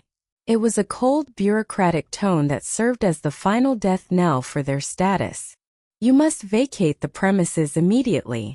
All furniture and personal effects must be left behind." As the gravity of the words hit her, Belle burst into hysterical tears, clutching her phone as if it could save her from reality. "Mom, what are we going to do? My credit cards for the Hawaii trip are all declined. They are going to take my designer bags, my jewelry, my entire world." "Be quiet," Eleanor snapped, though her own hands were trembling uncontrollably. "How am I supposed to know what to do?" The arrogance she once wore like a crown was rapidly dissolving into a mask of pure, unadulterated panic. Just then a figure stumbled toward them, a ghost from their recent past. It was Chloe, soaked to the bone from the relentless downpour, her expensive maternity dress, the symbol of her failed schemes, now caked in thick gray mud. Having been abandoned by her patron Russo, the moment he realized she was a liability rather than an asset, she had nowhere left to turn. She had crawled to the Miller house as a desperate, pathetic last resort. "Eleanor, please help me. I was tricked. I have nothing left," Chloe wailed, her mascara running in dark, jagged rivers down her pale cheeks. The moment Eleanor saw her face, something snapped deep within the shattered psyche of the matriarch. It was as if the years of repressed frustration and unearned entitlement coalesced into a singular, murderous intent. "How dare you show your face here, you conniving, thieving snake!" With a demonic look, Eleanor lunged at Chloe, her fingers hooked like talons, grabbing a thick, tangled fistful of her hair. "Ow! Stop it! Let go of me, you old hag!" Chloe screamed, clawing at Eleanor's face, her own mask of fragility falling away to reveal the venom underneath. "Who are you calling an old hag? And I bet that baby isn't even my son's, is it? You used him. Because of you, Grayson is a criminal. Give us back our comfortable life." Belle joined the fray, fueled by a mixture of spoiled rage and blind panic, throwing Chloe's mud-splattered designer handbag into the center of the lawn. "You should just die in a ditch somewhere. You ruined us." The three women descended into a wretched, mud-caked brawl in the front yard, a sight so base and undignified that it served as a fittingly grotesque end for the people who had once looked down on me, believing themselves to be the chosen ones, the elite who were far above the common struggle. They were clawing at each other in the dirt, the very ground they thought they owned now acting as their prison. Suddenly, a sleek black car pulled up to the curb, the heavy engine cutting through the sound of their screeching and silencing their pathetic squabble. The company's corporate lawyer stepped out, his expression as stiff as his suit. "Eleanor Miller?" he asked, waiting until the three women stood panting and disheveled in the rain. "Before we proceed with the final stages of the seizure, there is one more fact I must inform you of." "A fact?" Eleanor spat, her chest heaving as she glared at the lawyer with bloodshot, wild eyes. "The mortgage on this house spells frequent, exorbitant overseas trips, and your family's massive monthly credit card bills," the lawyer continued, ticking off items as if reciting a grocery list. "Were you aware that Mr. Miller's salary alone was nowhere near enough to cover even a fraction of these expenses?" "What? But the bills were always paid. Grayson has a high salary. He's a rising star in the industry." Eleanor's face turned deathly pale, the color draining until she looked like a wax figurine. "Mr. Miller's salary is average for his position. It could not possibly support your lavish lifestyle. Every month, for years, large sums of money were transferred from an anonymous overseas account to cover the deficit." "An overseas account?" Belle whispered, her voice barely audible over the patter of rain. "Yes, and that transfer was completely cut off this month. Which is precisely why your family's finances collapsed overnight like a house of cards," the lawyer explained. Eleanor and Belle stared at each other, the realization beginning to sink in like lead. Who would transfer that much money for us?" The lawyer closed his leather-bound file and looked down at them with a gaze as cold and indifferent as ice. "Do you still not understand? It was the person you dismissed as a useless, incompetent housewife. Your daughter-in-law." The moment the truth landed, the weight of it was suffocating. Eleanor's eyes rolled back in her head, and she fainted on the spot, collapsing into the mud she had been fighting in. Belle simply crumpled, her legs giving way, her spirit broken by the revelation that the very woman they had treated like trash was the foundation upon which their entire golden life had been built. And at that exact moment, thousands of miles away, in the quiet, sophisticated heart of London, I had just uncovered the biggest secret of all. I sat in front of my computer, a faint, reflective smile playing on my lips. From the top floor of the high-end office building, The beautiful historic cityscape of London stretched out behind me, a sprawling mosaic of light and shadow. I quietly gazed at my monitor, where a complex, glowing graph revealed a web of countless numbers and intricate transaction routes. A digital map of the empire I had built, and the one I had just dismantled. Madam Era found something interesting? Stanley asked from behind me, his voice soft as he placed a cup of fragrant, steaming Earl Grey tea on the desk. Yes, I was tracing the elusive trail of the $5 million that Grayson had so foolishly embezzled, intending to merely recover the missing assets, when I stumbled upon a digital gold mine, a hidden layer of corruption that defied imagination. I accepted the delicate bone china cup from Stanley, my fingers brushing against the warmth of the tea as a smile of icy elegance touched my lips.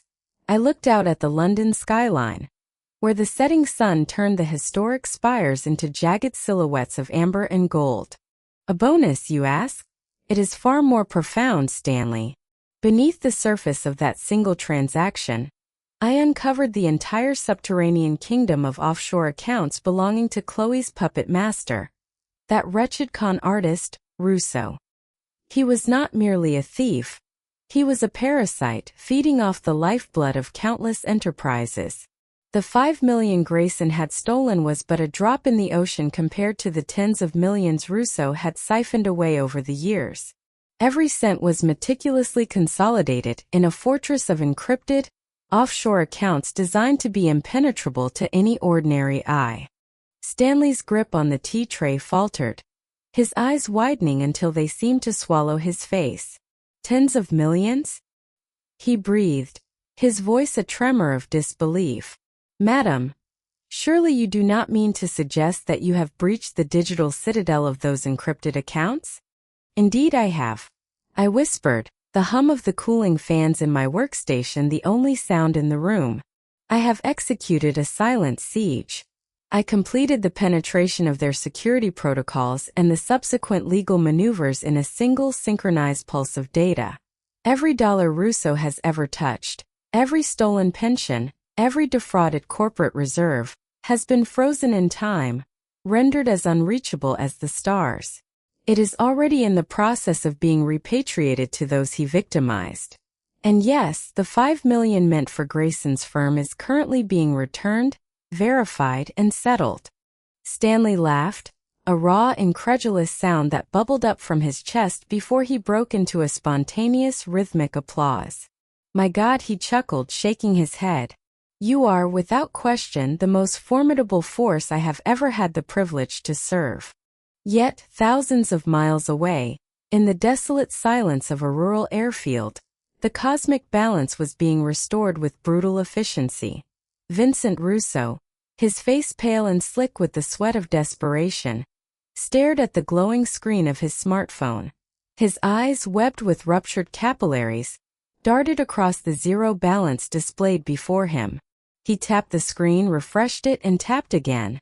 But the result remained a tombstone of digits. He began to howl, a discordant, maddening sound that shattered the stillness of the tarmac. The Swiss accounts, the Cayman havens, the sprawling web of cryptocurrency he had meticulously woven to secure his future. All of it had vanished into the ether.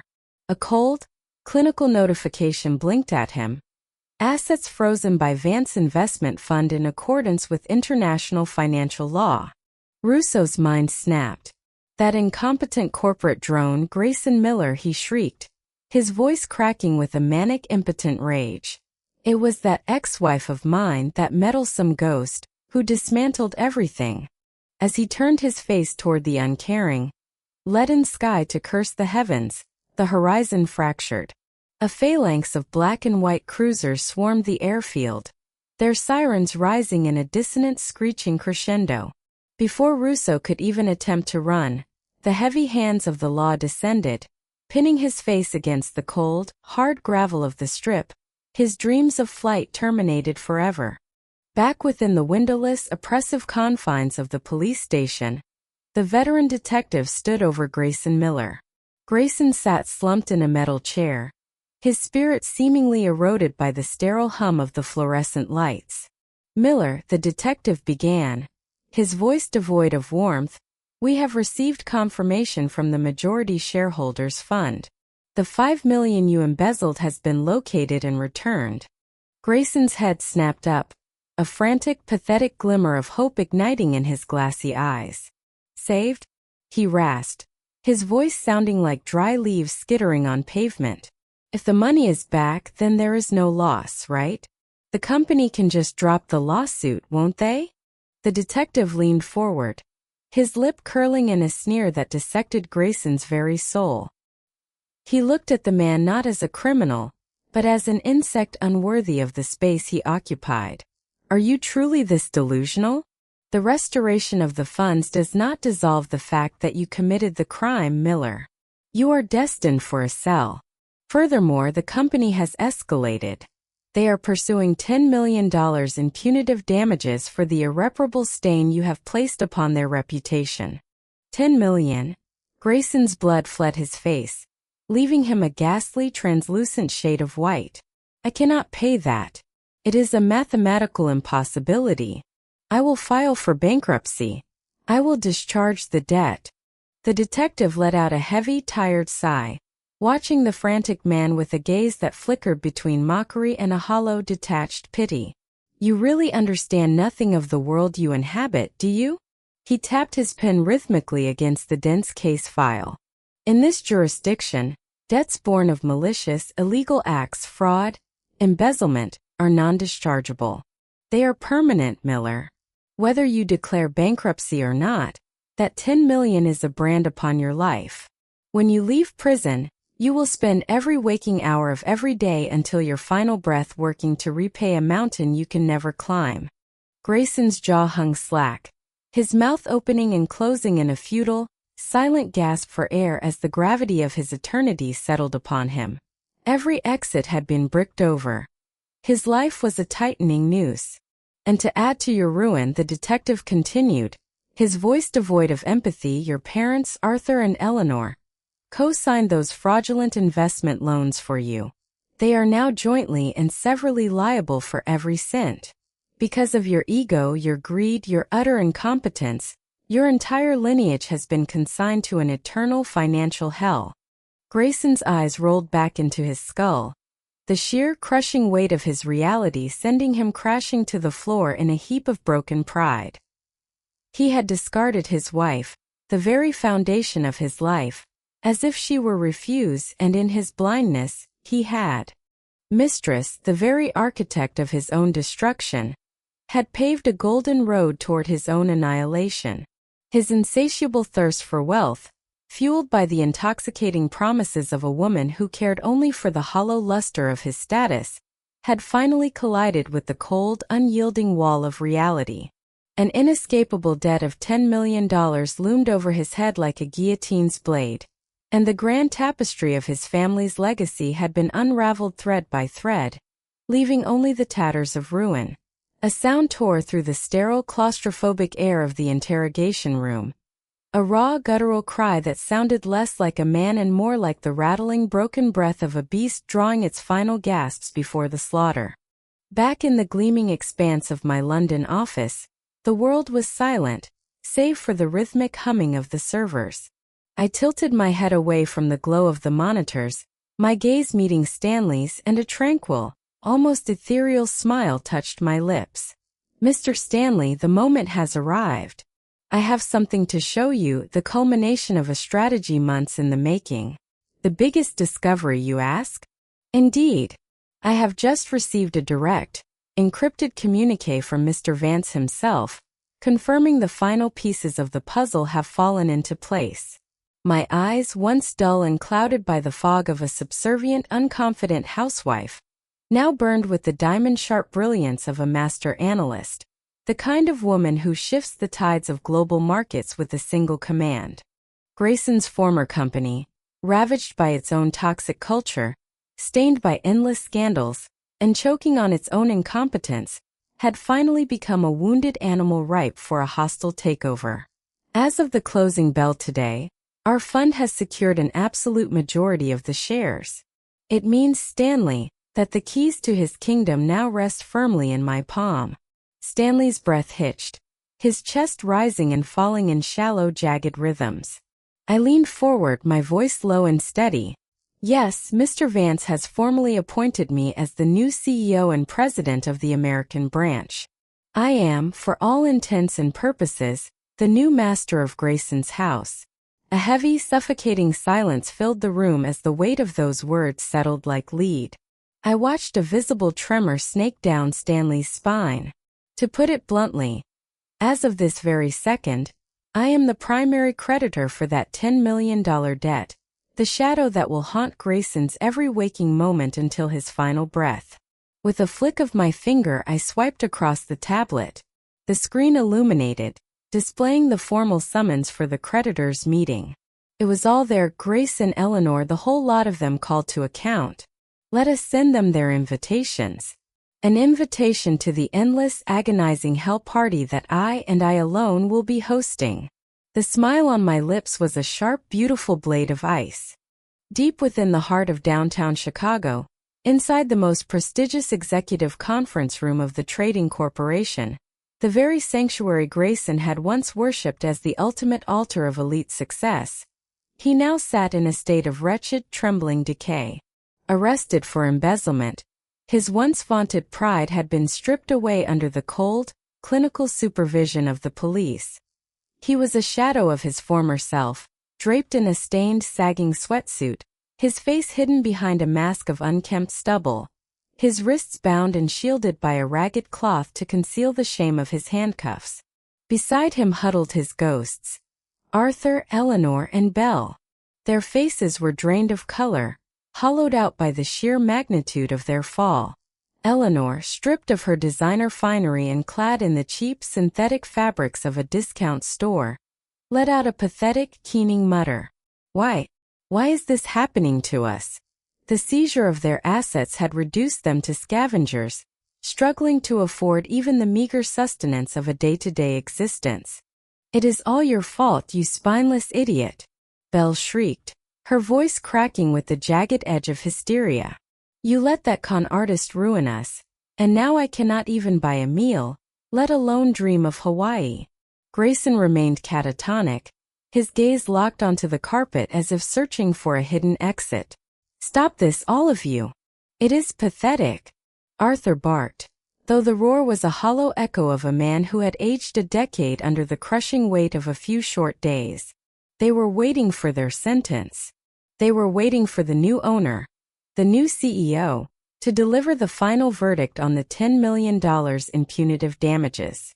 Suddenly, the massive mahogany doors swung open, the air in the chamber crackling with a sudden violent shift in pressure. Bodyguards moved with the precision of a phalanx, clearing a path for the figure who followed. The rhythmic, decisive click of heels against the polished floor acted as a metronome for their collective undoing. I stepped into the room, draped in a custom-tailored navy suit that cut a silhouette of absolute authority. My hair was styled to perfection, my makeup a masterclass in composed precision, radiating an aura of lethal intelligence. Gone was the woman who had scurried through the kitchen in a stained apron, the woman who had walked on eggshells to appease their cruel whims. When their eyes finally locked onto mine, the gasp that broke from them was strangled and uneven. Arthur, Eleanor, and Belle stared, their mouths agape, their minds recoiling in terror from the sight of the woman they had treated like discarded refuse, now standing before them as the architect of their doom. After the shock had frozen them in place, Eleanor let out a whimper, a desperate, clawing attempt to cling to the fragments of her denial. Era, what are you doing here? Did you come to laugh at us now that we are on the verge of ruin? You have always been such a spiteful, wretched creature, haven't you? And what, pray tell, grants you the audacity to stride into this boardroom as if you own the very air we breathe? You are nothing but a discarded housewife, a shadow that once hovered over our kitchen counters. Go on, scurry back to the pantry, brew some tea, and play the role you were born to fulfill. Eleanor's voice was a jagged blade, cutting through the heavy air with the screech of pure malice. Her eyes, frantic and swimming in a cocktail of fear and arrogance, searched for some flicker of the old era, the woman she could dismiss with a wave of her hand. Arthur, trembling, opened his mouth to intervene, but the bile rising in Eleanor's throat was too potent, a torrent of pride-fueled vitriol that refused to be dammed. I remained still. I did not flinch, I did not frown, and I certainly did not offer the weak, defensive stammer she so desperately craved. Instead, I fixed my gaze upon her. A cold, surgical silence that stripped away her bravado layer by layer. I looked at her not with anger, but with the hollow, clinical detachment one might afford a moth fluttering against a windowpane, waiting for the inevitable crush of the glass. The silence stretched, thickening until it became a physical weight, pressing down on the mahogany table. Eleanor's voice, once piercing, faltered and withered into a pathetic, breathless rasp, dying in her throat as she realized that the woman before her was no longer a target, but a predator. Without a single word, I swept past them, my movements liquid and deliberate, and took my place at the head of the table. I sank into the grand leather chair, the seat of the president, the velvet upholstery cradling me as if it had been waiting for my arrival all along. How utterly rude, Stanley murmured, his crisp, sophisticated English accent slicing through the room like cold steel. It seems you have absolutely no idea who you are addressing. What are you talking about? Eleanor sputtered, her face flushing a mottled, ugly red as she clung to the shreds of her fading relevance. She is our useless ex-daughter-in-law. One of the lawyers, a man with the stoic expression of a statue, slammed a thick, leather-bound file onto the table. The sound echoed like a gunshot. You will show the proper respect, he commanded, his voice devoid of emotion. The person sitting before you is the lead analyst of a premier UK-based investment fund. And as of this morning, she is the newly appointed president and CEO of this corporation, Madame Aravance. Eleanor's jaw slackened, her mouth agape in a silent, jagged O of disbelief. Belle, her daughter, stood frozen, pointing a trembling finger at me, her face a mask of shattered reality. And one more thing, the lawyer continued, his voice dropping an octave as he delivered the final, pulverizing blow. Madame Era is also the sole creditor for the $10 million in punitive damages that Mr. Miller will spend the remainder of his miserable life working to repay. In essence, the fate of your entire, pathetic lineage is now resting entirely in her hands. 10 million. Creditor.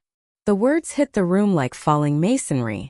Arthur, already teetering on the edge of collapse, let his eyes roll back into his head, his frame folding like a deck of cards before he struck the carpet in a dead, undignified faint.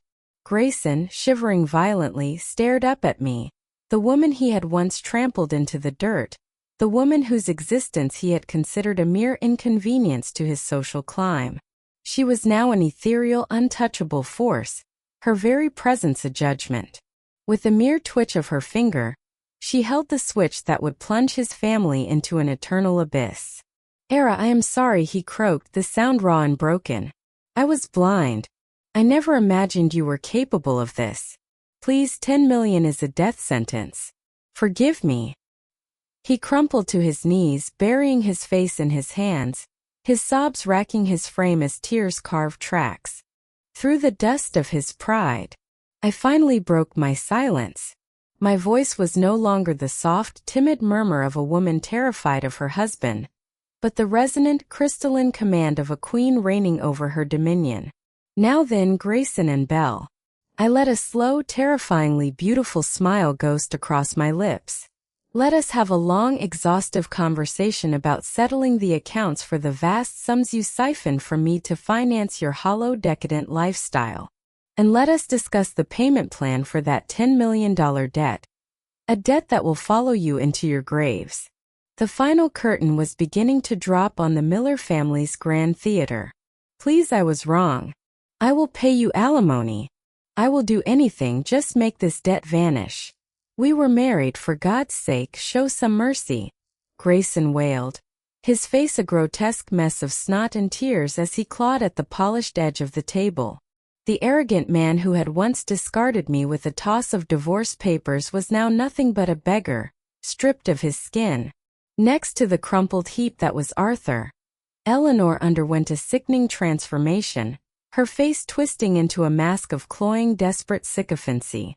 "That is right, Era dear. I always loved you like my own blood. I was merely led astray by that vile woman, Chloe. Please forgive your mother." Belle chimed in, her voice shrill and fawning as she tried to summon a pathetic, trembling smile. To escape the fire, they would gladly shed their skin and crawl. This was the true, ugly marrow of those who believed themselves gods. I met their groveling with a calm, unblinking stillness. Under the weight of my icy gaze, their frantic, begging voices eroded until the room fell into a deathly hush. In that profound quiet, I inclined my head just a fraction toward the lawyer standing at my shoulder. "Counselor," I murmured, the authority in my tone absolute, "please explain the reality of their situation to them." "Of course, madam," he replied, turning to the terrified pair with a cold, professional smile as he prepared to dismantle their last remaining hopes. The lawyer opened his thick file, the crisp, heavy paper snapping like a guillotine blade in the stagnant air of the room. He did not look at the wretches cowering before us. Instead, he smoothed the documents with practiced indifference, his voice a rhythmic, droning cadence that carried the finality of a funeral bell. "First, Grayson Miller, your embezzlement has already been indicted as a criminal offense," he began, his tone a masterful blend of corporate neutrality and lethal precision. "After you leave this room, you will be immediately transferred into police custody. You will undoubtedly receive a prison sentence and will be incarcerated for several years." "Prison?" The word tore itself from Grayson's throat, a jagged, strangled gasp that sounded less like human speech and more like the rattling of a dying animal. His face, once puffed with the arrogance of the entitled, had drained to a sickly, translucent gray. The lawyer didn't pause for his theatrics. "And upon your release, since the damages are non-dischargeable in bankruptcy, the debt will continue to accrue interest for the rest of your life. All of your income minus a legally mandated minimum for living expenses will be garnished and paid to this company. You will, of course, be under our constant surveillance to prevent any attempt to flee." "My whole life I'll be a slave for the rest of my life," Grayson whimpered, his hands clawing at his scalp as if he could physically rip the realization from his brain. He crumpled, his knees hitting the expensive carpet with a soft, pathetic thud, his body writhing in the throes of a sudden, shattering impotence. Next, the lawyer turned his gaze toward the guarantors, Arthur and Eleanor Miller. "Your house and all property have already been put up for sale. Your pensions will also be garnished up to the legal maximum every month. You will spend the rest of your days in a drafty, decades-old apartment, struggling to afford even a loaf of bread." "No, I can't live in some hovel. I've only ever shopped at high-end grocery stores," Eleanor shrieked, her voice spiraling into a jagged, hysterical register that grated against the walls. She clawed at the air, her rings catching the overhead light, a desperate, fading glimmer of a lifestyle that no longer existed. But no one paid her any mind. The universe they had inhabited was already collapsing, and their cries were merely the sound of debris falling into the void. "Belle Miller," the lawyer continued, his eyes shifting to her with clinical disdain, "as a member of the household, you also have a duty to contribute. You have outstanding credit card debt from your lavish lifestyle, so you will be working day and night to pay it off." As the lawyer's voice finally faded, a suffocating silence rushed back in, heavy with the stench of their ruined future. They stared at one another, the color of their reality shifting from the vibrant hues of greed to the bleak, monochromatic gray of the gutter. There was no escape. A hellish life of slaving away, drinking the bitter dregs of existence, and paying me back for the rest of their days was no longer a threat. It was a mathematical certainty. You're a monster," a demon," Belle spat, her face contorted into a mask of pure, unadulterated venom. "Are you satisfied now that you've ruined our lives?" She lunged toward me, a desperate, clawing instinct driving her, but she was effortlessly pinned to the floor by my bodyguards. her movements reduced to the frantic thrashing of an insect trapped under glass. I slowly stood up, the chair scraping against the floor with a sound that felt like a command. I walked toward them, my footsteps deliberate and rhythmic, and stopped to look down, my gaze colder and more condescending than any they had ever dared to cast upon me. "Ruined your lives," I repeated, my voice quiet, silk-wrapped steel that cut through the hysteria. "Don't be mistaken. I am not the one who ruined your lives. It was your own foolishness, drowning in vanity and pride, being duped by the very greed that led you to steal from your company and betray your own flesh and blood." Grayson flinched as if struck, his gaze skittering away from mine.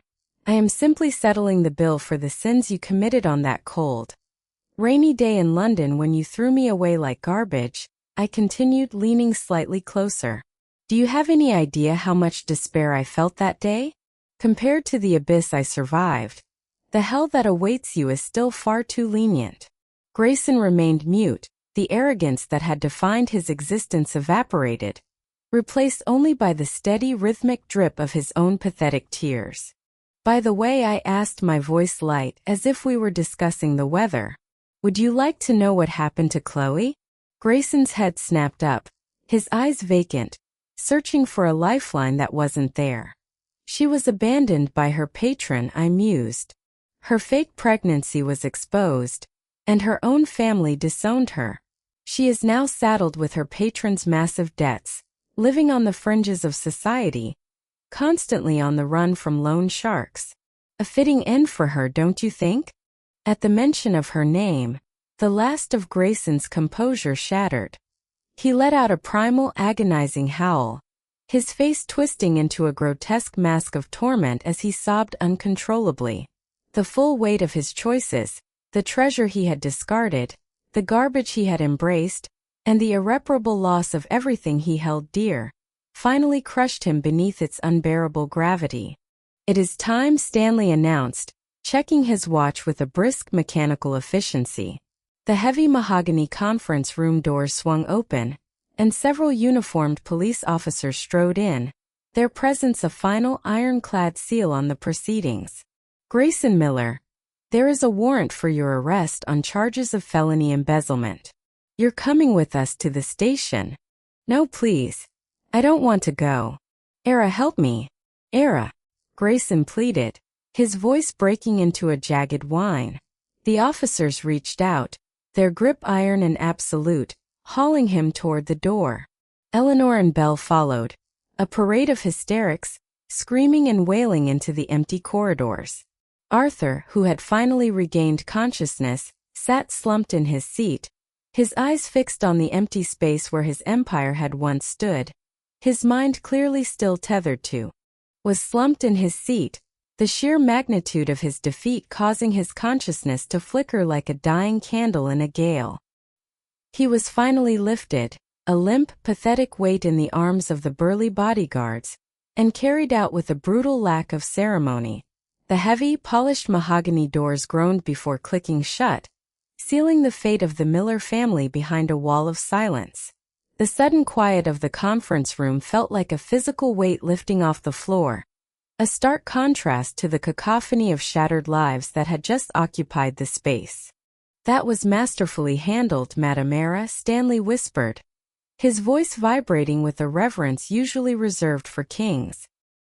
He lowered his head, bowing deeply as if acknowledging a seismic shift in the natural order of things. "The chains of your past have now been completely broken. They will spend the rest of their lives atoning for their sins, and finally the ledger is balanced." "Yes, it has been a long, agonizing time coming," I replied softly, my gaze drifting toward the panoramic windows. Outside, the Chicago sunset was bleeding into the skyline, casting long bruised streaks of violet and amber against the glass. The city looked different now. The jagged edges of the skyscrapers seemed softer, no longer threatening but welcoming. I could feel the invisible, suffocating shroud of iron and ash that had wrapped around my heart for 15 years begin to dissolve, thinning into nothingness. The darkness that had stifled my breath for so long was retreating, routed by the cold clarity of justice. Just then, the sterile silence of the room was pierced by the chime of my personal smartphone. It was a bright, cheerful melody, jarringly at odds with the solemnity of the moment. I pulled the device from my pocket, my fingers trembling slightly. The instant the name flashed on the screen, the icy mask of the ruthless top analyst I had worn for hours crumbled. In its place, my features softened, the lines of tension around my eyes melting away to reveal the raw, unadulterated radiance of a mother. "Hello, Mommy. Where are you? I want to see you." The voice crackled through the speaker, a symphony of innocence that pulled at the very fibers of my soul. It was Lily, my sweet, golden-haired girl. Hearing her was the single, solitary treasure I had been waiting for, a beacon of light after navigating a 15-year storm. She was supposed to be tucked safely in bed at Stanley's London estate, guarded by a sitter. Given the cruel mathematics of time zones, it was deep into the night there, yet she had remained awake, tethered to the hope of hearing my voice. My throat tightened, a sudden ache of longing constricting my chest. "I am sorry, my darling Lily. Mommy wants to see you too," I whispered, my voice thick with unshed emotion. "It is all over now. I am coming home to London tonight." "Really? Yay, I want to eat your yummy omelets." Her laugh, high and pure, brought a fresh sting of warm tears to my eyes. I remembered the kitchen back at the Miller estate, the way Grayson and Eleanor had turned their noses up at my cooking, the way they had branded me a woman of no value, no talent, a mere utility. But my daughter, in her profound, simple wisdom, had always called my cooking the best in the world. What greater validation could a mother ask for? What greater empire could I possibly need to rule than the heart of my child? "Yes, sweetie," I promised, my voice steadied by a newfound sense of purpose. "When I get home, I will make you every omelet your heart desires." After we hung up, I remained by the window, watching the last remnants of the sun slip beneath the horizon. The thick, oppressive clouds that had choked my horizon for over a decade had vanished, leaving behind a vast, crystalline expanse of deepening blue. The cage was shattered. The lock was melted. A few weeks later, the rhythm of my life had fundamentally shifted, finding its new tempo in the vibrant pulse of London. "Good morning, Madam Era. This morning's report was flawless. Mr. Vance was singing your praises again," my assistant noted, placing a folder on my desk. "Thank you, Mr. Stanley. But remember, there is always room for improvement," I replied, my mind already darting ahead. From the penthouse of the office building, I was once again fully submerged in the flow of global market data. The numbers, which once felt like shackles binding me to a life I despised, now danced across my screen like allies, powerful, articulate instruments of a future I was crafting with my own hands. During my lunch break, I sat by the glass wall, nursing a cup of Earl Grey, and opened an encrypted email from Mr. Vance. It was a concise summary of the Miller family's unraveling. Grayson, having traded his bespoke suits for the coarse gray of a prisoner's uniform, was serving his sentence, forced into manual labor that bruised his soft hands. Reports indicated he spent his days in a state of catatonic denial, weeping and muttering, "I am an elite." This wasn't supposed to happen, an endless, pathetic loop that only invited the derision of his fellow inmates. Even when he eventually stepped out of those prison gates years from now, he would be greeted by the crushing weight of a $10 million debt, a legacy that would ensure his feet would never again touch the carpet of luxury.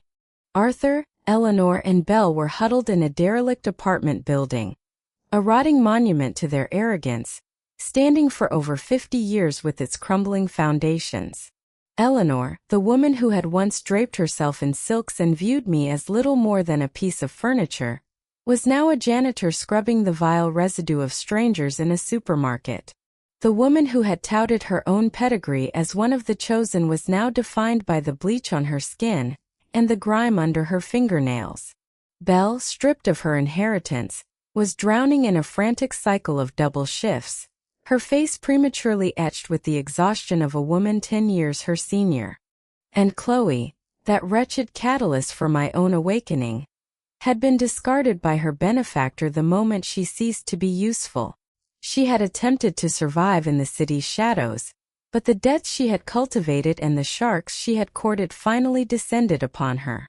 She had simply vanished into the city's underbelly, another ghost in the machine. Every single one of them was reaping the bitter harvest of the seeds they had sown. I stared at the screen, feeling nothing. No satisfaction, no pity, not even a flicker of contempt. It was as if I were looking at a file for a company that had long since declared bankruptcy. With a steady hand, I clicked the trash icon and watched the email vanish into the digital void.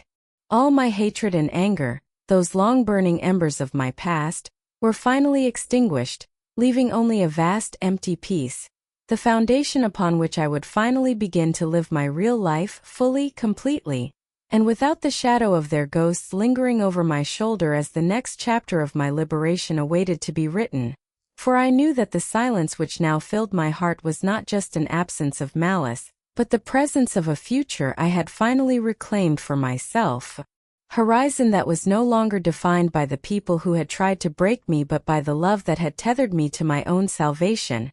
And as I looked up from my monitor, I saw my own reflection in the window, not as the shadow of a servant, but as the master of my own destiny, watching the city lights flicker to life one by one, each one a spark of possibility, each one a promise that I was finally truly free. Toward them was gone. They had simply ceased to exist for me, becoming nothing more than pale, flickering ghosts of the past, ephemeral shadows that no longer held the power to chill my soul. As I stepped out from the towering glass office building that evening, the crisp London air brushed against my skin, a refreshing contrast to the stifling atmosphere I had left behind. In the distance I saw her, Lily, my precious daughter, coming toward me with her sitter, her laughter dancing like bells through the busy street. "How was school, my darling?" I asked, my voice softening as she reached me. "Good. We learned so many new songs today, and I made lots of new friends," Lily exclaimed, her face glowing with a radiant, unfiltered joy that felt like a healing balm upon my heart. The sad, trembling little girl who used to tiptoe around Grayson, constantly afraid and withdrawn, as if she were a ghost in her own home, was gone. In this free, vibrant, and warm atmosphere of London, she had completely shed the armor of fear and rediscovered her bright, innocent self, blooming like a flower that had finally found the sun. "That is wonderful, sweetie. Come on, let's go home." I took her small, warm hand in mine, and we began to walk along the beautiful, timeless cobblestone streets. The setting sun cast a long golden glow over the tree-lined avenues, turning the city into a canvas of amber and honey. As we walked, my thoughts drifted back to the woman I once was, a woman silenced, told she was destitute of skills and purpose. Whose money do you think you're living on? The cruel echo of those cold, manipulative words used to haunt my every waking hour. I had been brainwashed into believing I was worthless, a mere appendage, capable only of enduring humiliation in silence. But I realized now, with the clarity of a mountain stream, that it was never true. Everyone possesses a unique spark, an inherent value and strength that transcends their circumstances. Sometimes, it is simply suppressed by an unjust environment, held hostage by those who wish to keep us small. But if you have the courage to take just one step forward, to break the chains of expectation, you will find that the world is breathtakingly beautiful and brimming with infinite possibilities. If there is anyone out there right now, sobbing in the hollow silence of a dark house just as I once did, I want to whisper this to you. Your life is your own.